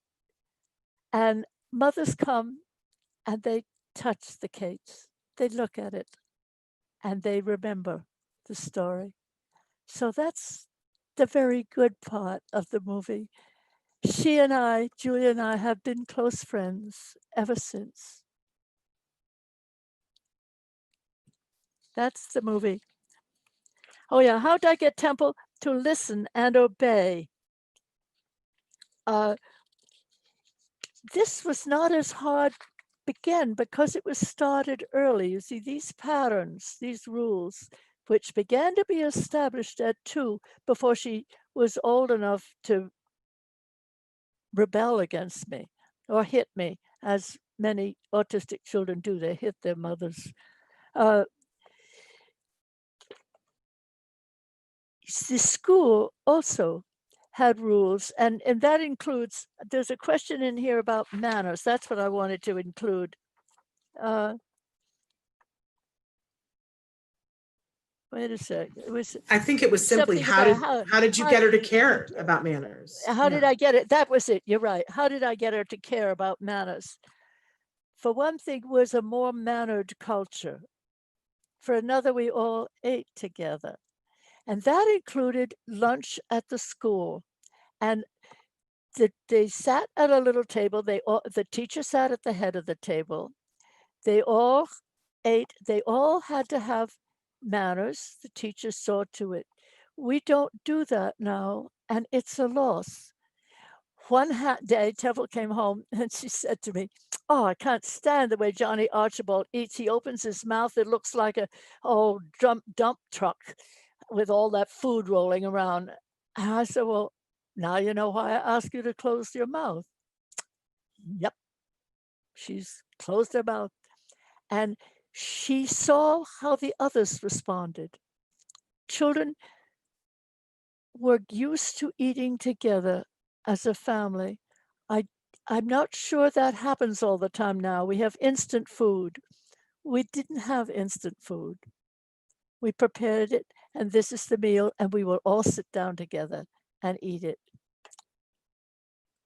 Now, Temple was happy at Dedham Country Day School, but it only went through the 6th grade. And now we got into problems of a new school, because when we're into beginning of adolescence, and all children are struggling with adolescence. Nature gives them a new body, and new friends, and new clothes, and strange new feelings. Temple could no longer manage. And she didn't behave well. Again, the crazy laughter, what she thought was funny, wasn't funny to the other children. She took all their clothes when they were at gym and mixed them up in different lockers. Well, now it was a girls' school, and all these little girls had new clothes. They also had no way to get to their next class because they couldn't find their clothes. Not surprisingly, they were angry at Temple and yelled at her, and Temple hit one of them with a book. A perfectly usual spat between adolescent girls, and of no consequence. But the headmaster of that school came after Temple, and I know this by heart. Temple answered the phone, as all children did in those days. They loved the phone. And the headmaster, instead of saying, "Temple, may I speak to your mother?" he said to her, "You are a menace to society. Don't come back after Christmas vacation." An appalling thing for a grown man to do to a child. What was that compared to hitting a child with a book? 2 little arguing girls of 12? It presented a problem. And again, the question of what helped most in Temple's life? We got luck again. By some lucky coincidence, I was working on a documentary on autism for WGBH in Boston. And I had visited all the special schools from Maine down through Rhode Island. Now, what's always interested me is why didn't this school that Temple was in know about these schools? There were quite a few of them in Cambridge. They should have known. They're educators. It's their job to know. So if I sound angry, I am. It makes me angry just to tell it all over again. But I saw these different country schools. So what I did was I picked out 3 schools that I thought were really very good. And I said to Temple, you and I will go look at them. And you can decide which school you'd like to go to. Why was I in such a hurry? I knew that Temple would be shunned. There's one thing worse than being bullied, and that's being shunned. So I'm getting her out of here, out of this town fast before that can happen. Well, Temple picked Hampshire Country School.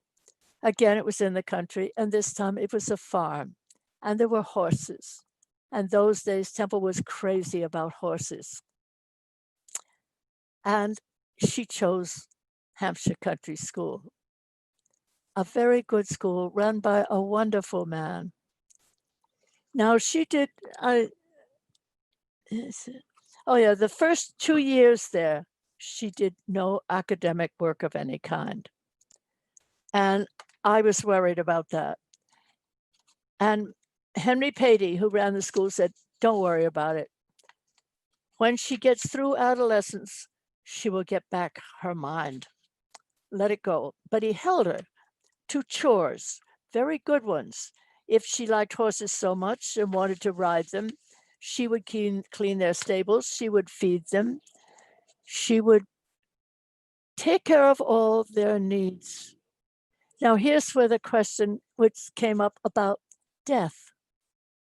It hadn't happened in life, in her life thus far, and the life of all of my children. One of those horses at the school died. I don't know, you'd have to ask Temple what he died of, but it was a shock to Temple. For the first time, she saw the difference between life and death. The horse had died. That's where she learned about death.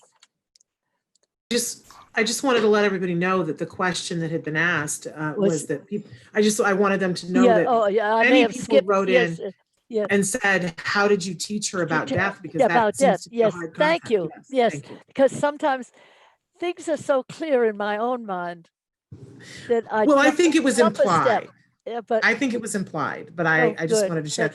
So many people are writing in and saying how inspirational you are too. I'm not going to interrupt you. You go right ahead, but I just wanted you to know that they're just loving you and loving hearing about all this. Good, because she'll continue to answer a lot of the questions that you guys have written in. Yes, she's answering as I've gone along.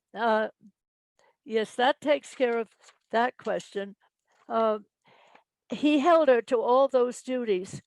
Now, Temple did get back to studying, and it wasn't easy. She worked hard to get her through her high school training. Now she wanted to go to college. She was too anxious to take exams. How did she do it? This is where friendship between headmasters matter. Henry Patey and what's his name? Frank DePietro was head of Hampshire, was head of Franklin Pierce College. I'm trying to get these names straight here. The two organizations were not very far apart. Now they're both teachers, so naturally they know each other. Henry Patey went to Frank DePietro and explained about the fact she couldn't take an exam. It was too threatening. And they decided to choose.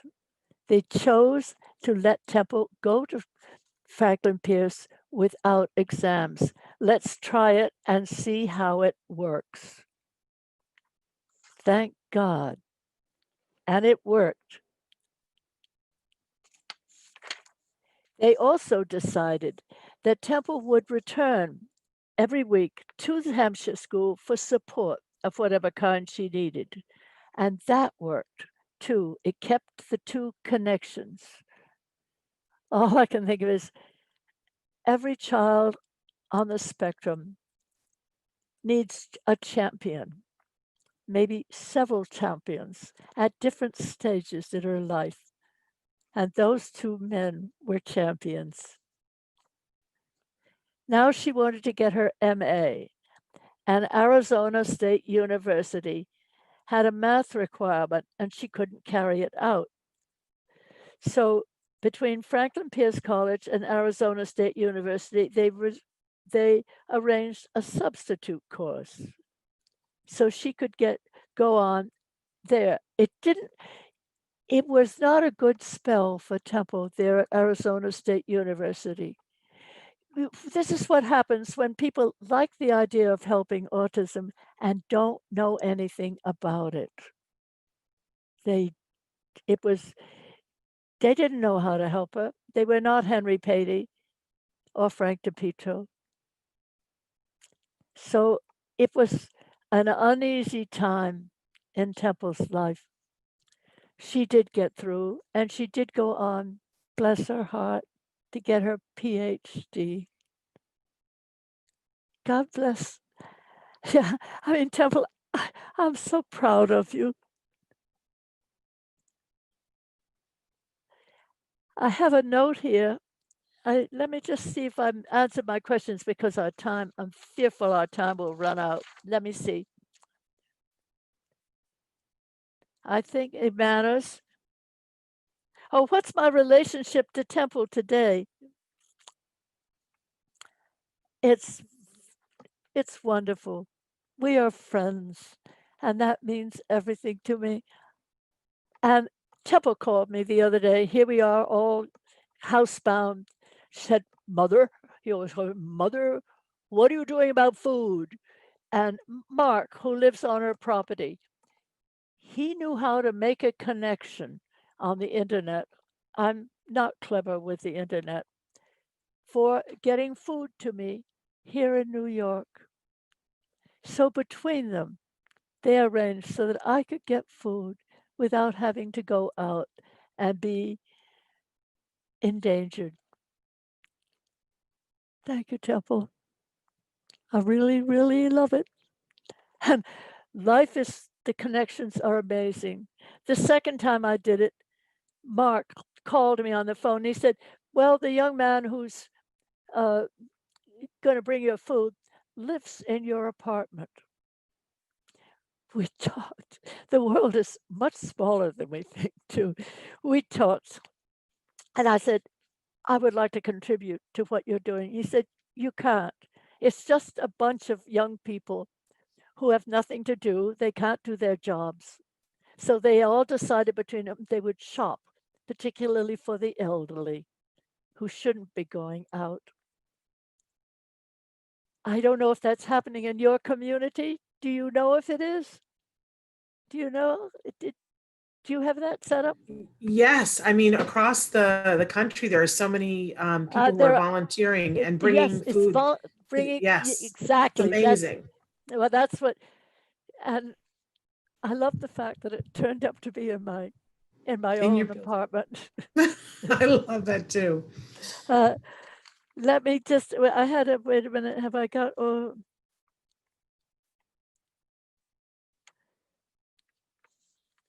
I think there's a question of, what would I say to teach parents about parenting?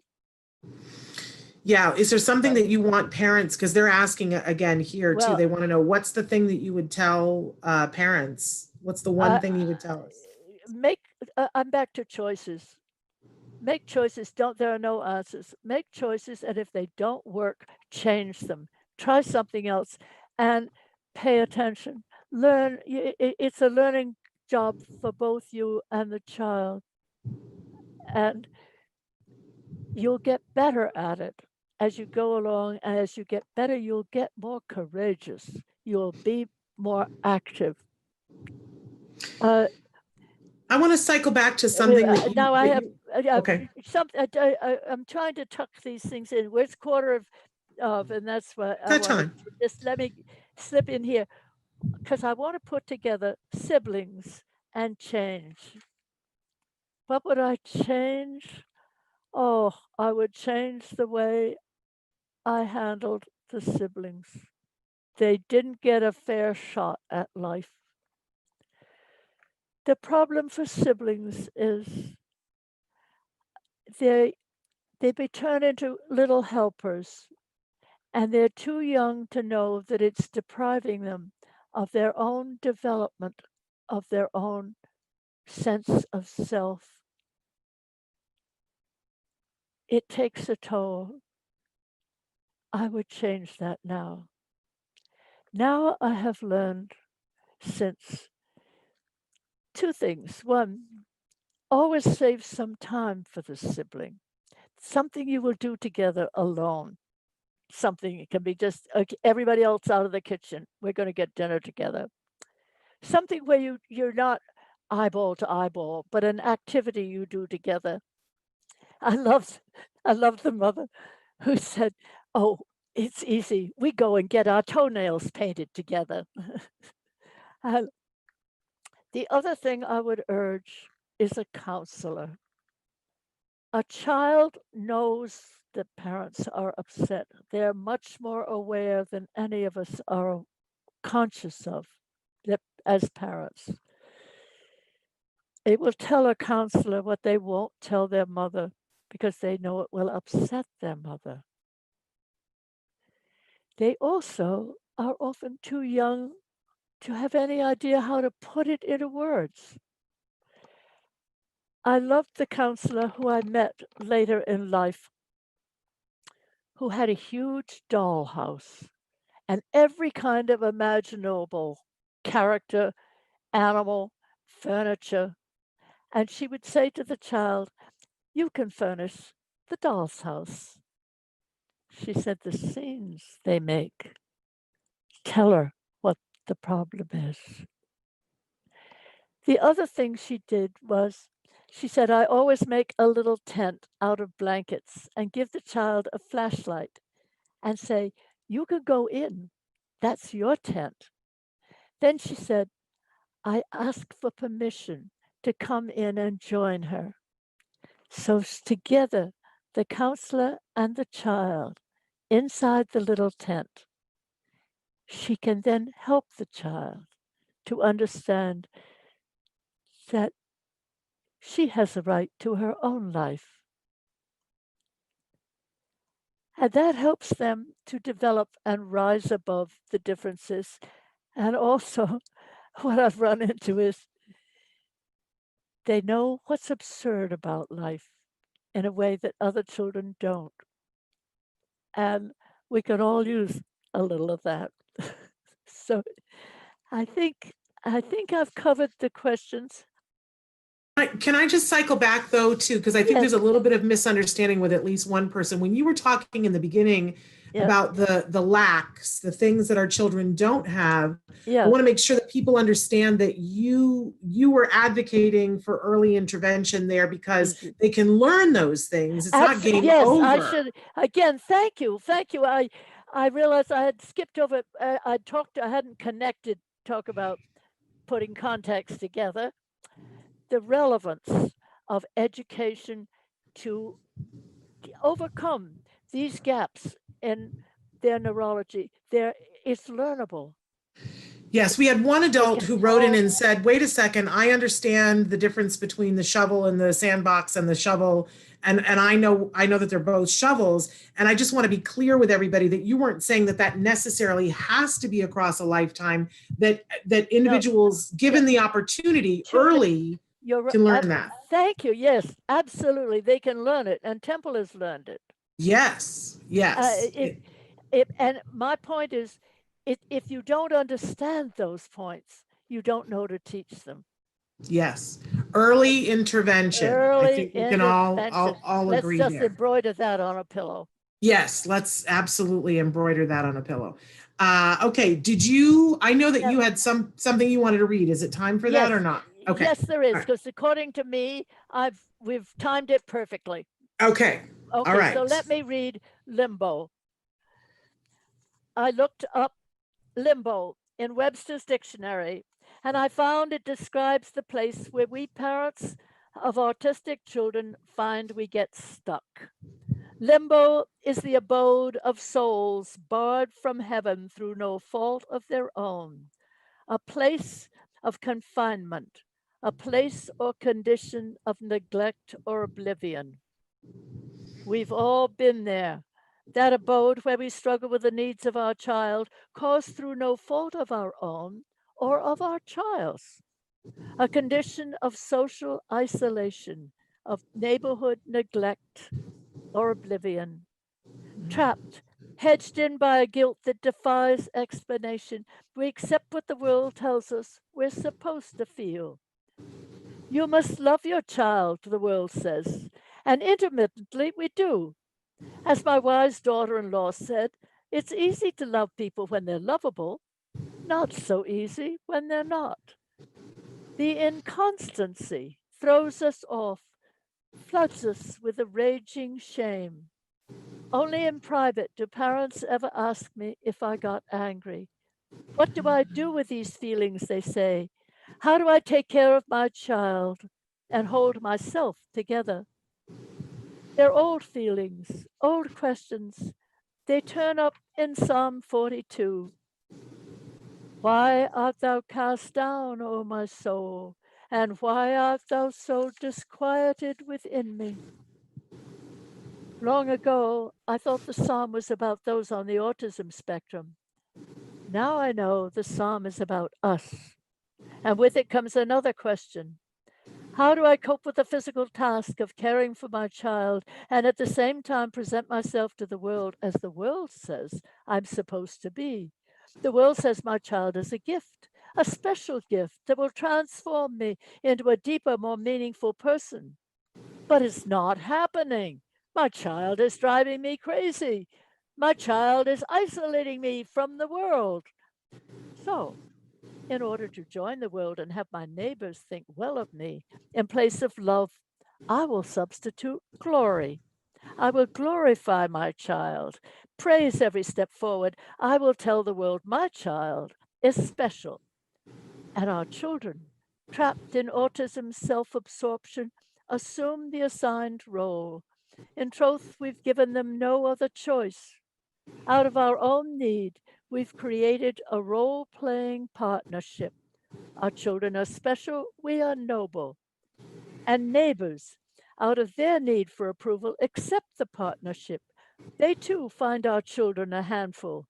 They too have feelings they don't want to say out loud. Thus, with mutual need, we construct limbo.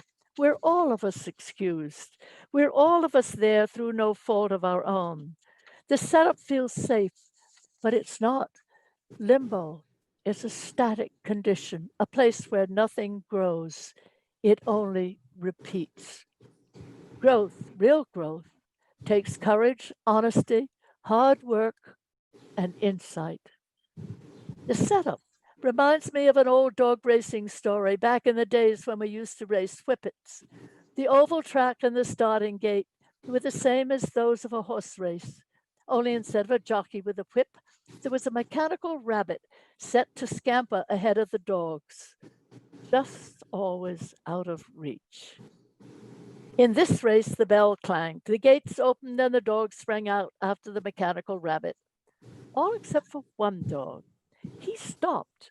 He looked around the track. He saw that it circled around. He ran around the track the other way. He met the rabbit and chewed it up. He didn't win. Racetracks are about betting, not about intelligence or insight, and certainly not about love. But in my heart, he was the winner. We don't have to chase after the mechanical rabbit just because the other dogs do. Stop. Take a look. Somewhere in that whippet reaction, and it's not the track we thought was laid out for us to run. We may not win the worldly bet, but we will escape from limbo. In the escape, we will find our child and ourselves. Where was I? Let me Go, you go right ahead. just got one tag here for it. Where was I in all this? Temple, my darling, when you were born, I was very young. The world I came from, the world I married into, didn't ask for much from me, but social grace.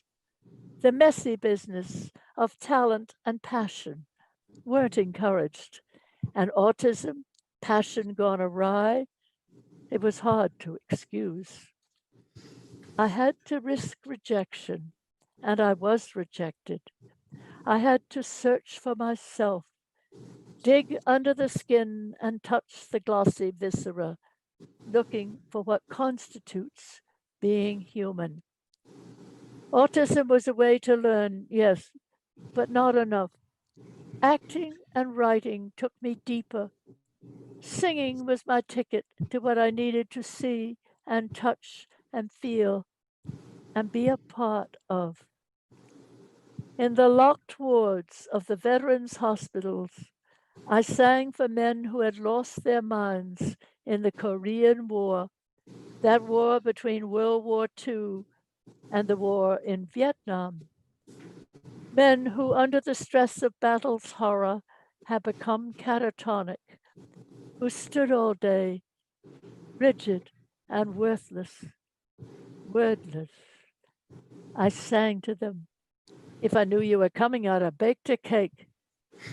And here and there, I could see a foot tap, ever so slightly, but tapping. They were there, somewhere inside the horror. I sang in the wards for the men who had lost their faces and were waiting for the reconstructive surgery they prayed would make them look human again. I studied autism and I studied retardation.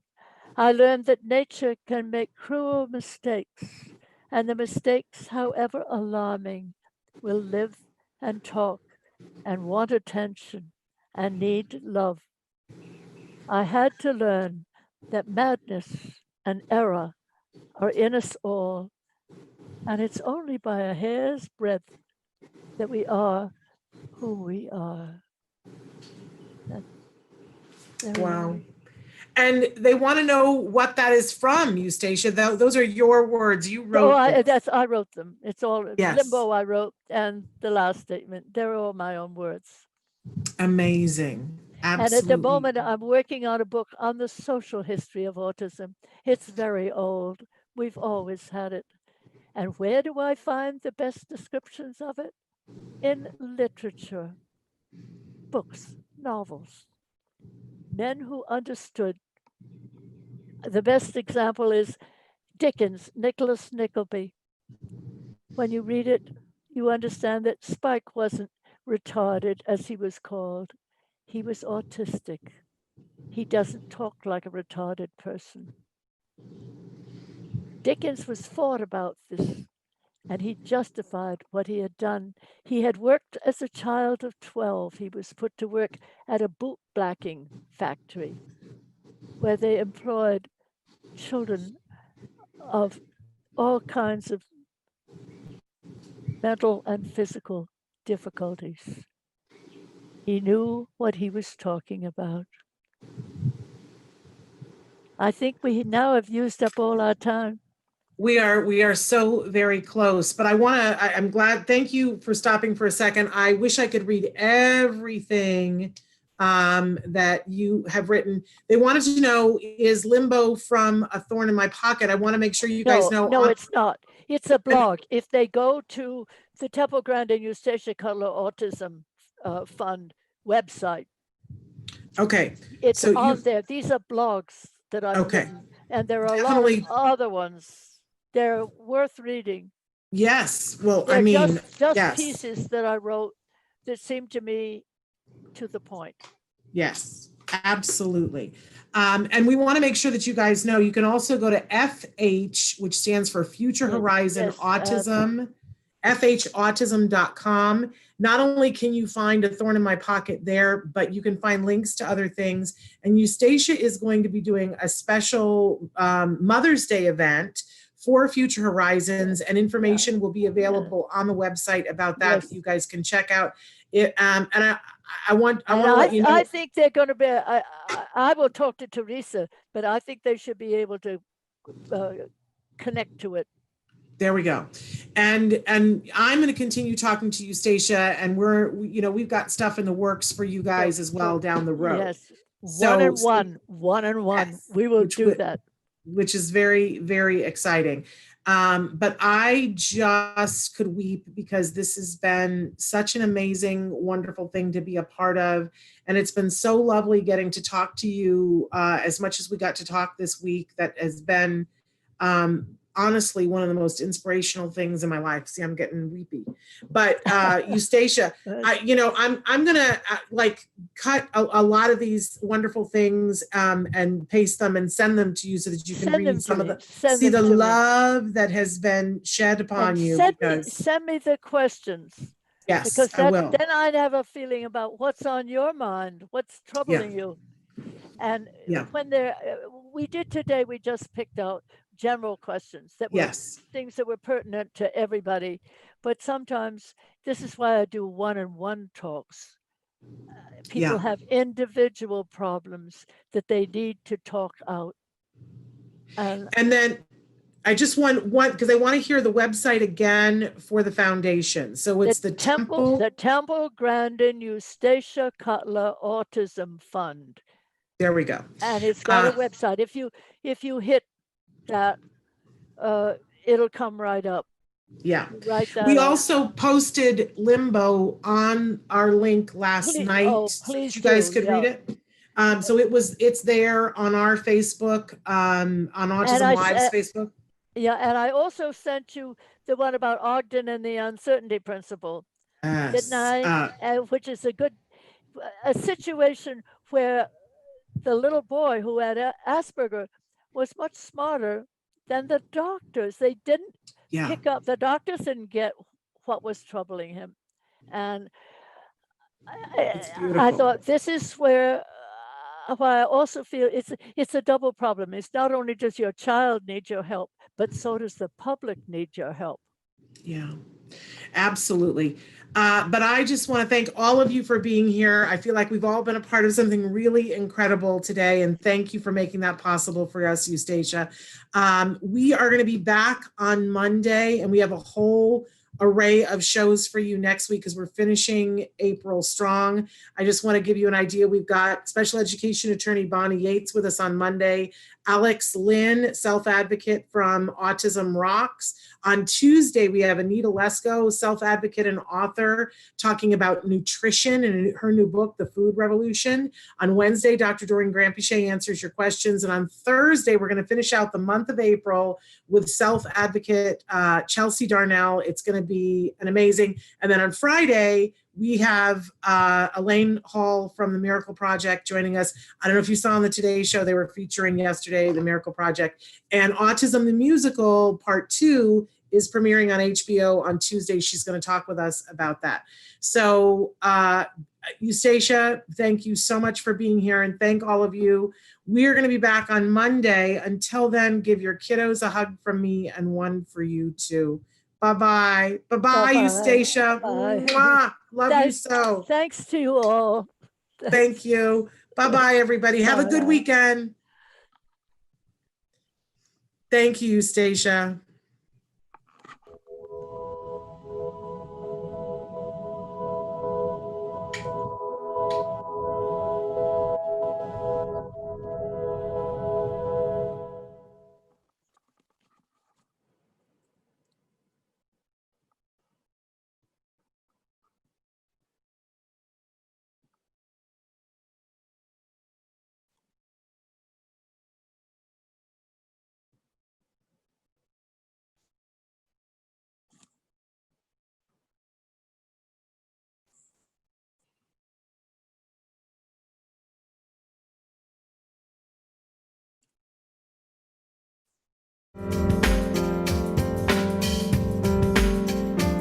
So thank you for joining us. We're here with The Future is Bright, and we have a very special guest, Temple Grandin.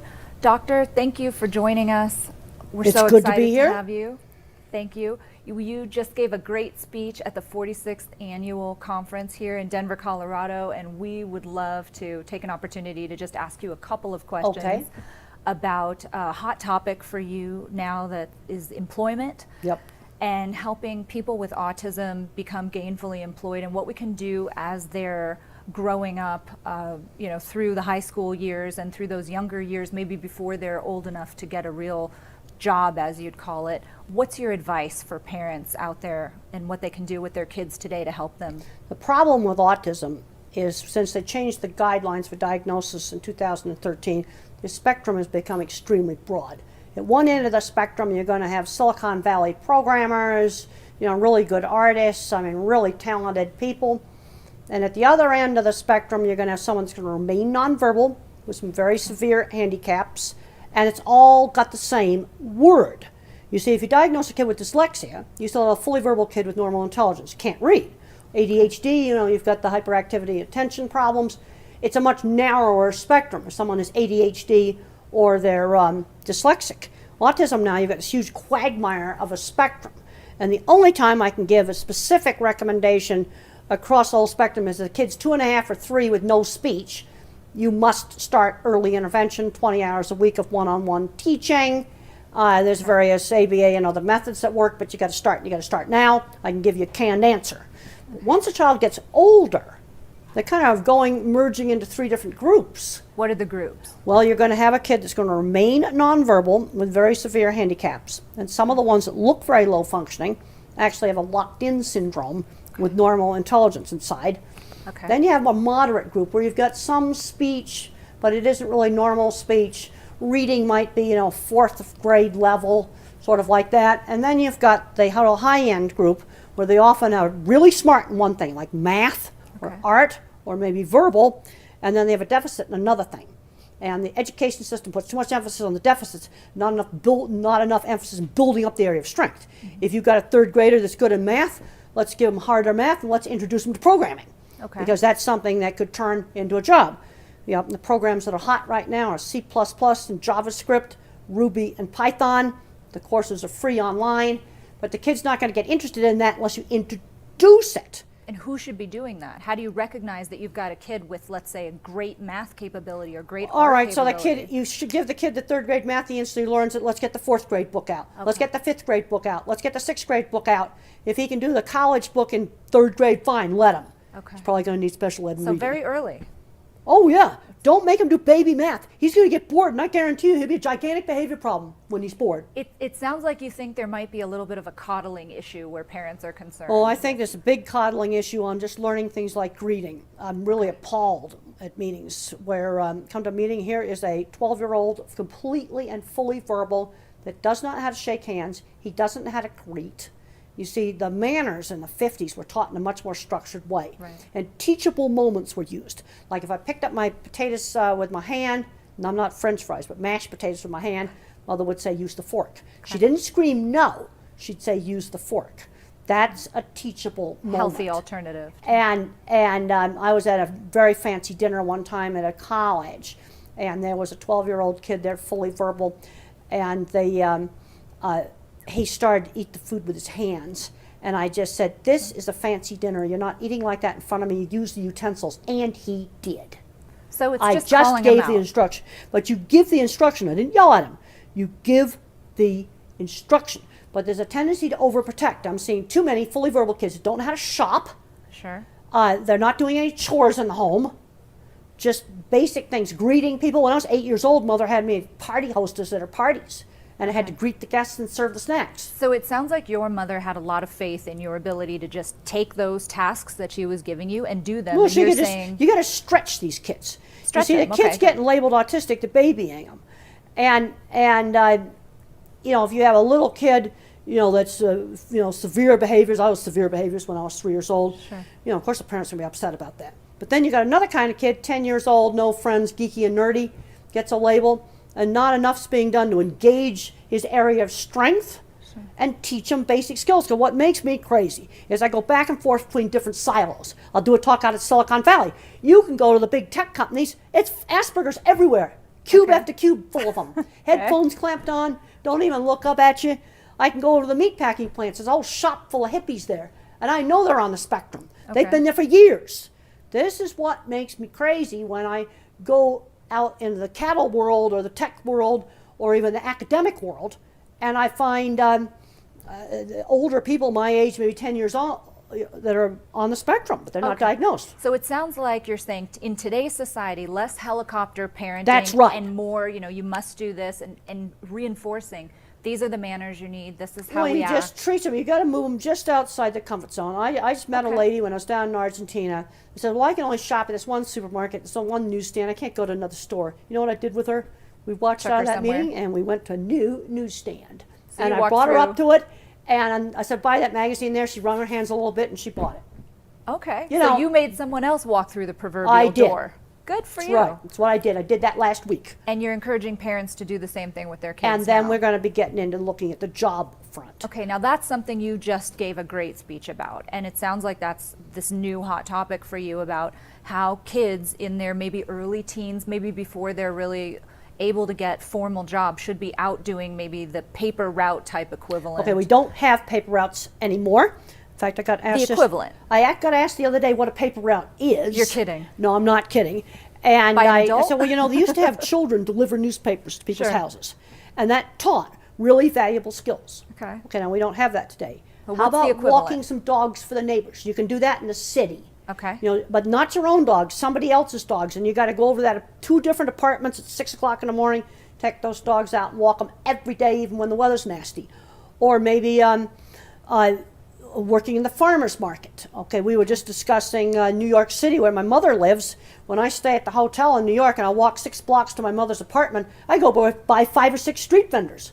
Okay, a kid that's like 12 or 13 years old, have them help out a street vendor. They've got to start learning work skills. If they're out in the suburbs, they can help out in the farmer's market. Okay. Let's start getting creative. Let's start off with church and synagogue jobs, things like that. Church ushers, setting up chairs for the church social. Yes, it's a job. Every Thursday night, you got to do those chairs. So it's the accountability, being somewhere where someone's expecting you to help out and do a particular Then thing. it's a defined task. You got 100 chairs to put up, Defined. and you got 100 chairs you're going to have to put away after the event is over. So defined and repetitive, and something that they do. Well, a lot Not of jobs for are the repetitive. family. Newspaper routes are repetitive, but let's go through my work history. These kids have got to learn work skills outside the home before they graduate my school. All right, when I was 13, mother just in the neighborhood found a little seamstress that did dressmaking out of her home, and she went in and told about me. I was kind of different, but I was really good at hand sewing. So the lady started having me hand sew the hems and take apart dresses. When I was 15, I was cleaning horse stalls. Okay. Then when I got a little bit older, I was making signs and selling them. And the first sign I ever made was for a beauty shop. First sign I ever made for a customer. I had made some other signs before that. But making things, and you have to learn how to make signs that other people want.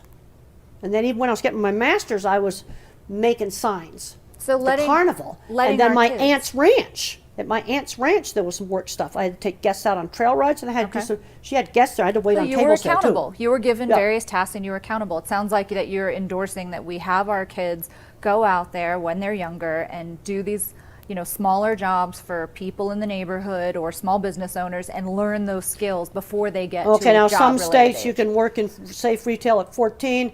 Okay. A lot of other states at 16. Well, let's say you got a friend 2 blocks away, like little tax accounting office. Sure. They can put the kid to work in there. Perfect. Cash economy. Something. They've got to learn work skills. And just look at the things they're in. Maybe it's a little coffee Something. stand that's in the neighborhood. And the kid, when he's 12, can go help out with that. And he's expected there at certain hours every week. It's a job. Okay. And so that's the importance of it all, is just They to have get got them out to there. learn how to work. And when I was 14, I got kicked out of school for fighting and throwing a book. Went to a very expensive boarding school. Spent 3 years of that time running up a horse barn and cleaning horse stalls. And what Mr. Patey, the headmaster, realized, I was learning job skills. That was super important. Which and then when I helped you. finally got interested in science and studying, I kind of did a year of high school in a year.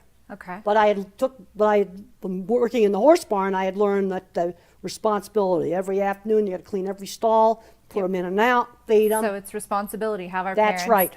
allow their kids to get out there and just not be afraid to do it They before got to get out. Okay. And the Project Search research has shown very clearly that working in a real job a whole year before they graduate from high school is very, very important for keeping employment after they graduate. Okay, so along those same lines, now you've got a group of kids in today's society who have gotten out there and, let's say, worked at these little carts or local small businesses informally while they're younger, and they get older and they're able to get into the workforce. They need to get there. You got to get to your job. So you have to be able to drive if you can, if you're capable of driving. Talk to us about your stance on driving. Well, driving was essential for me. I would have never been able to go into the cattle industry without driving. There's a scene in the movie where I get kicked out of Scottsdale Feed Yard. I was driving. It was beautiful. If I hadn't have been driving, I wouldn't have gone to Scottsdale Feed Yard to get kicked out of it.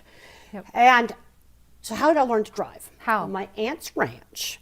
We were 3 miles to go up to the mailbox and 3 miles back. And she started having me drive up to the mailbox on a dirt road. Well, over the whole summer, that was 6 miles a day, 6 days a week, I put 200 miles on that truck driving just on this dirt road. Just to pick up the mail. Just to pick up the mail. That's what we had to do. That's the way it was on the ranch. The mailbox was 3 miles away. Okay. So that was 200 miles of driving. That's a tank of gas. And I hadn't been near any serious traffic at that point. Okay. I think what you need to be doing is burning up a tank of gas in a totally safe place. Country dirt roads, giant, big, deserted parking lots, or open, dry, flat fields. Because there are some multitasking issues, and what the kid needs to do is he's got to learn how to operate that car before we go near any traffic. And the problem with driver's ed is they put them into traffic too fast. So I want to burn up this tank of gas in a totally safe place, then you do the driver's ed.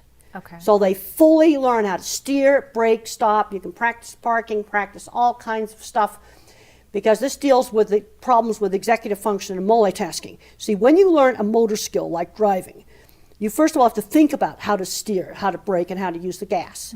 Now, as you practice it, you no longer have to think about it. It just goes in your motor cortex. Sure. Well, before we go near any traffic, I want operation of the car migrated into the secondary. motor cortex of the brain. So once that's second nature, and a kid goes out there and is learning how to drive on, let's say, this deserted road Yeah, or this that's open right. parking lot, and they've got steering down, and you want to maybe throw some things into the mix before they ever go into driver's ed, like it's raining, there's windshield wipers, and you need to look at your turn signal, and oh, by the way, you're about to park, those types of Well, things. then you start teaching them how to use the turn signals. Teach them everything. You just teach them everything, and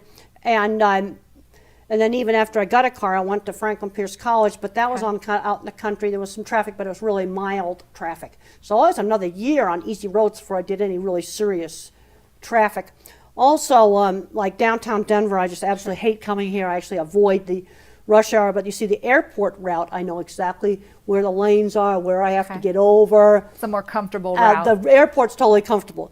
Okay. You know, so like going to the airport's easy. And see, all my agricultural jobs were out in the country. So, Sure. but even on Denver traffic, okay, I would learn a certain route. There's some really bad exits where you can get forced off.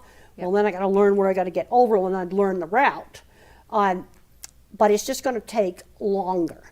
So I'm recommending a tank of gas in a totally safe place before we do any driver's ed, a year on easy roads before we do downtown traffic or crowded freeways. Just a period of acclimation, it sounds That's like. right. Okay. It's going to take longer. For multitasking skills in general, whether it's Well, driving multitasking is a problem. You see, and the way to avoid the multitasking is there's no multitasking if the operation of the car is migrated out of frontal cortex back to the motor cortex. So you don't have to think about driving the car. So you want that extra time. That's right. And then turn signals, well, you can practice that even on my aunt's ranch, where we would go up to the mailbox. There was one turn to the mailbox where I could practice a turn signal. Okay. Okay, so that's driving. That's right. Now they can get to the job. They've learned how to drive. They've had their practice at manners at a young age and doing some of these informal jobs. Do you have specific advice for what we can tell adults with autism who feel like they've got the right skills to get out Let's into the workforce? short circuit the interview process. Okay. Because when we were just talking about this at the tech conference I was just at Sure. across the street with Specialist Cistern, that company, tech company that hires people on the autism spectrum, and they were talking about how they got to short circuit the interview process, and the way that I would do interviews is to simply show off my portfolio. I'd show Okay. pictures of things I designed, drawings. Okay, if it's a programmer, needs to show a computer in there.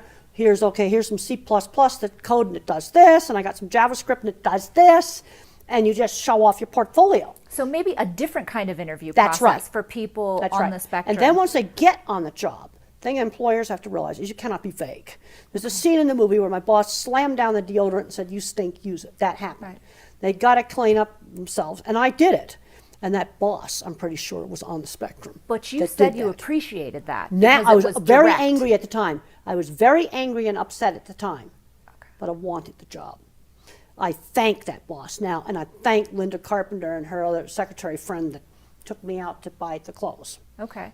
So are there things that you would recommend to employers that they can do to be more receptive to people A with lot autism? of people on the spectrum are going to need a quiet place to work. You know, Okay. some of these restrooms have these horrible Dyson blade Sure. air hand dryers. Now, if my office cube was next to that, I wouldn't be able to work. I wouldn't either. I've got to get away from that. And quiet place to work. Also, clearly define the tasks. Even now, I mean, when I do consulting, I've worked on a big manuscript with 15 other people. And I just said, I need homework. Okay, tell me I'll write this part of the manuscript, and I'll do it in this format, get it done on this date.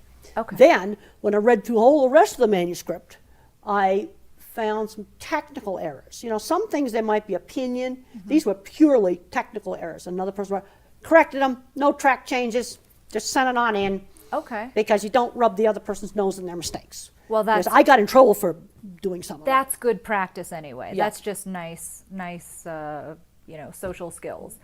So it sounds like then, to just recap it, for employers today to clearly define tasks for people on the That's right. spectrum who are coming into the workplace, that's a great way to be sensitive All right, to let's say helping it's, them it's succeed. programming. You don't just say develop new software. That's too vague. Right. They've got to write Be some direct. code that does. You don't tell them how to write the code. That's up to the ASPE to do that. But what is the outcome? Okay, that's to go on a certain platform, be a certain language, Sure. and it's got to achieve a certain outcome. Great. And there's some deadlines. Great. And deadlines, okay. Well, when I worked for the magazine, the deadline was so many column inches by the 15th of each month. And that was to cover a wide variety of livestock topics. Well, I think that that's great advice for employers out there, because it's been a big question, and I know we're out of time. We have to wrap up, but it's been great to talk to you about just the employment issue in general. My advice to employers as an attorney would be, give them a quiet place, give them the There's well-defined one other tasks. issue I want to talk about, and that's the What's that? video game addictions. I'm seeing way too many kids where moms are coming to me and says, he's 21, I can't get him out of the basement, and he's 18, Okay. I can't get him out of the bedroom. We've got to limit the video game playing. Well, I think all parents sort of feel that way. And Well, we've got to, because they're not having good outcomes. the more you limit the video games, and the more you can do, like what you said, is to help socialize people, the more we spend one-on-one time like you and I have talking to each other face to face, Yep. the more we all benefit I'm by not- better social skills. I'm not suggesting banning video games, but the rule for me was Is 1 a limit. hour of TV during the week and 2 hours on Saturday, 2 hours on Sunday, so they can do it. And that's a- some. That's a great way to wrap it up. That's great you can't advice. let them play video games for 8 hours a day. Well, of course not. Of course not. I think all parents would agree with you, but especially. But unfortunately, I'm seeing too many kids where that's happening. Okay. Well, it's good advice. It's good advice if you want to be successful in the The other employment thing industry. is, you've got to expose kids to enough different things. Like, how's a kid going to find out he might like acting for a career if there's no school play? How's he Right. going to find out he likes my fixing gosh. cars if there's no auto shop? They've taken these things out of the schools. I think it's completely wrong. Kids are not getting exposed to enough different things to become careers. Okay. Okay. So lots of exposure. Gosh, thank you so much, Okay. Temple. We appreciate your Thank you. time. It's been fabulous. Thank you for joining us You're on The welcome. Future's Bright.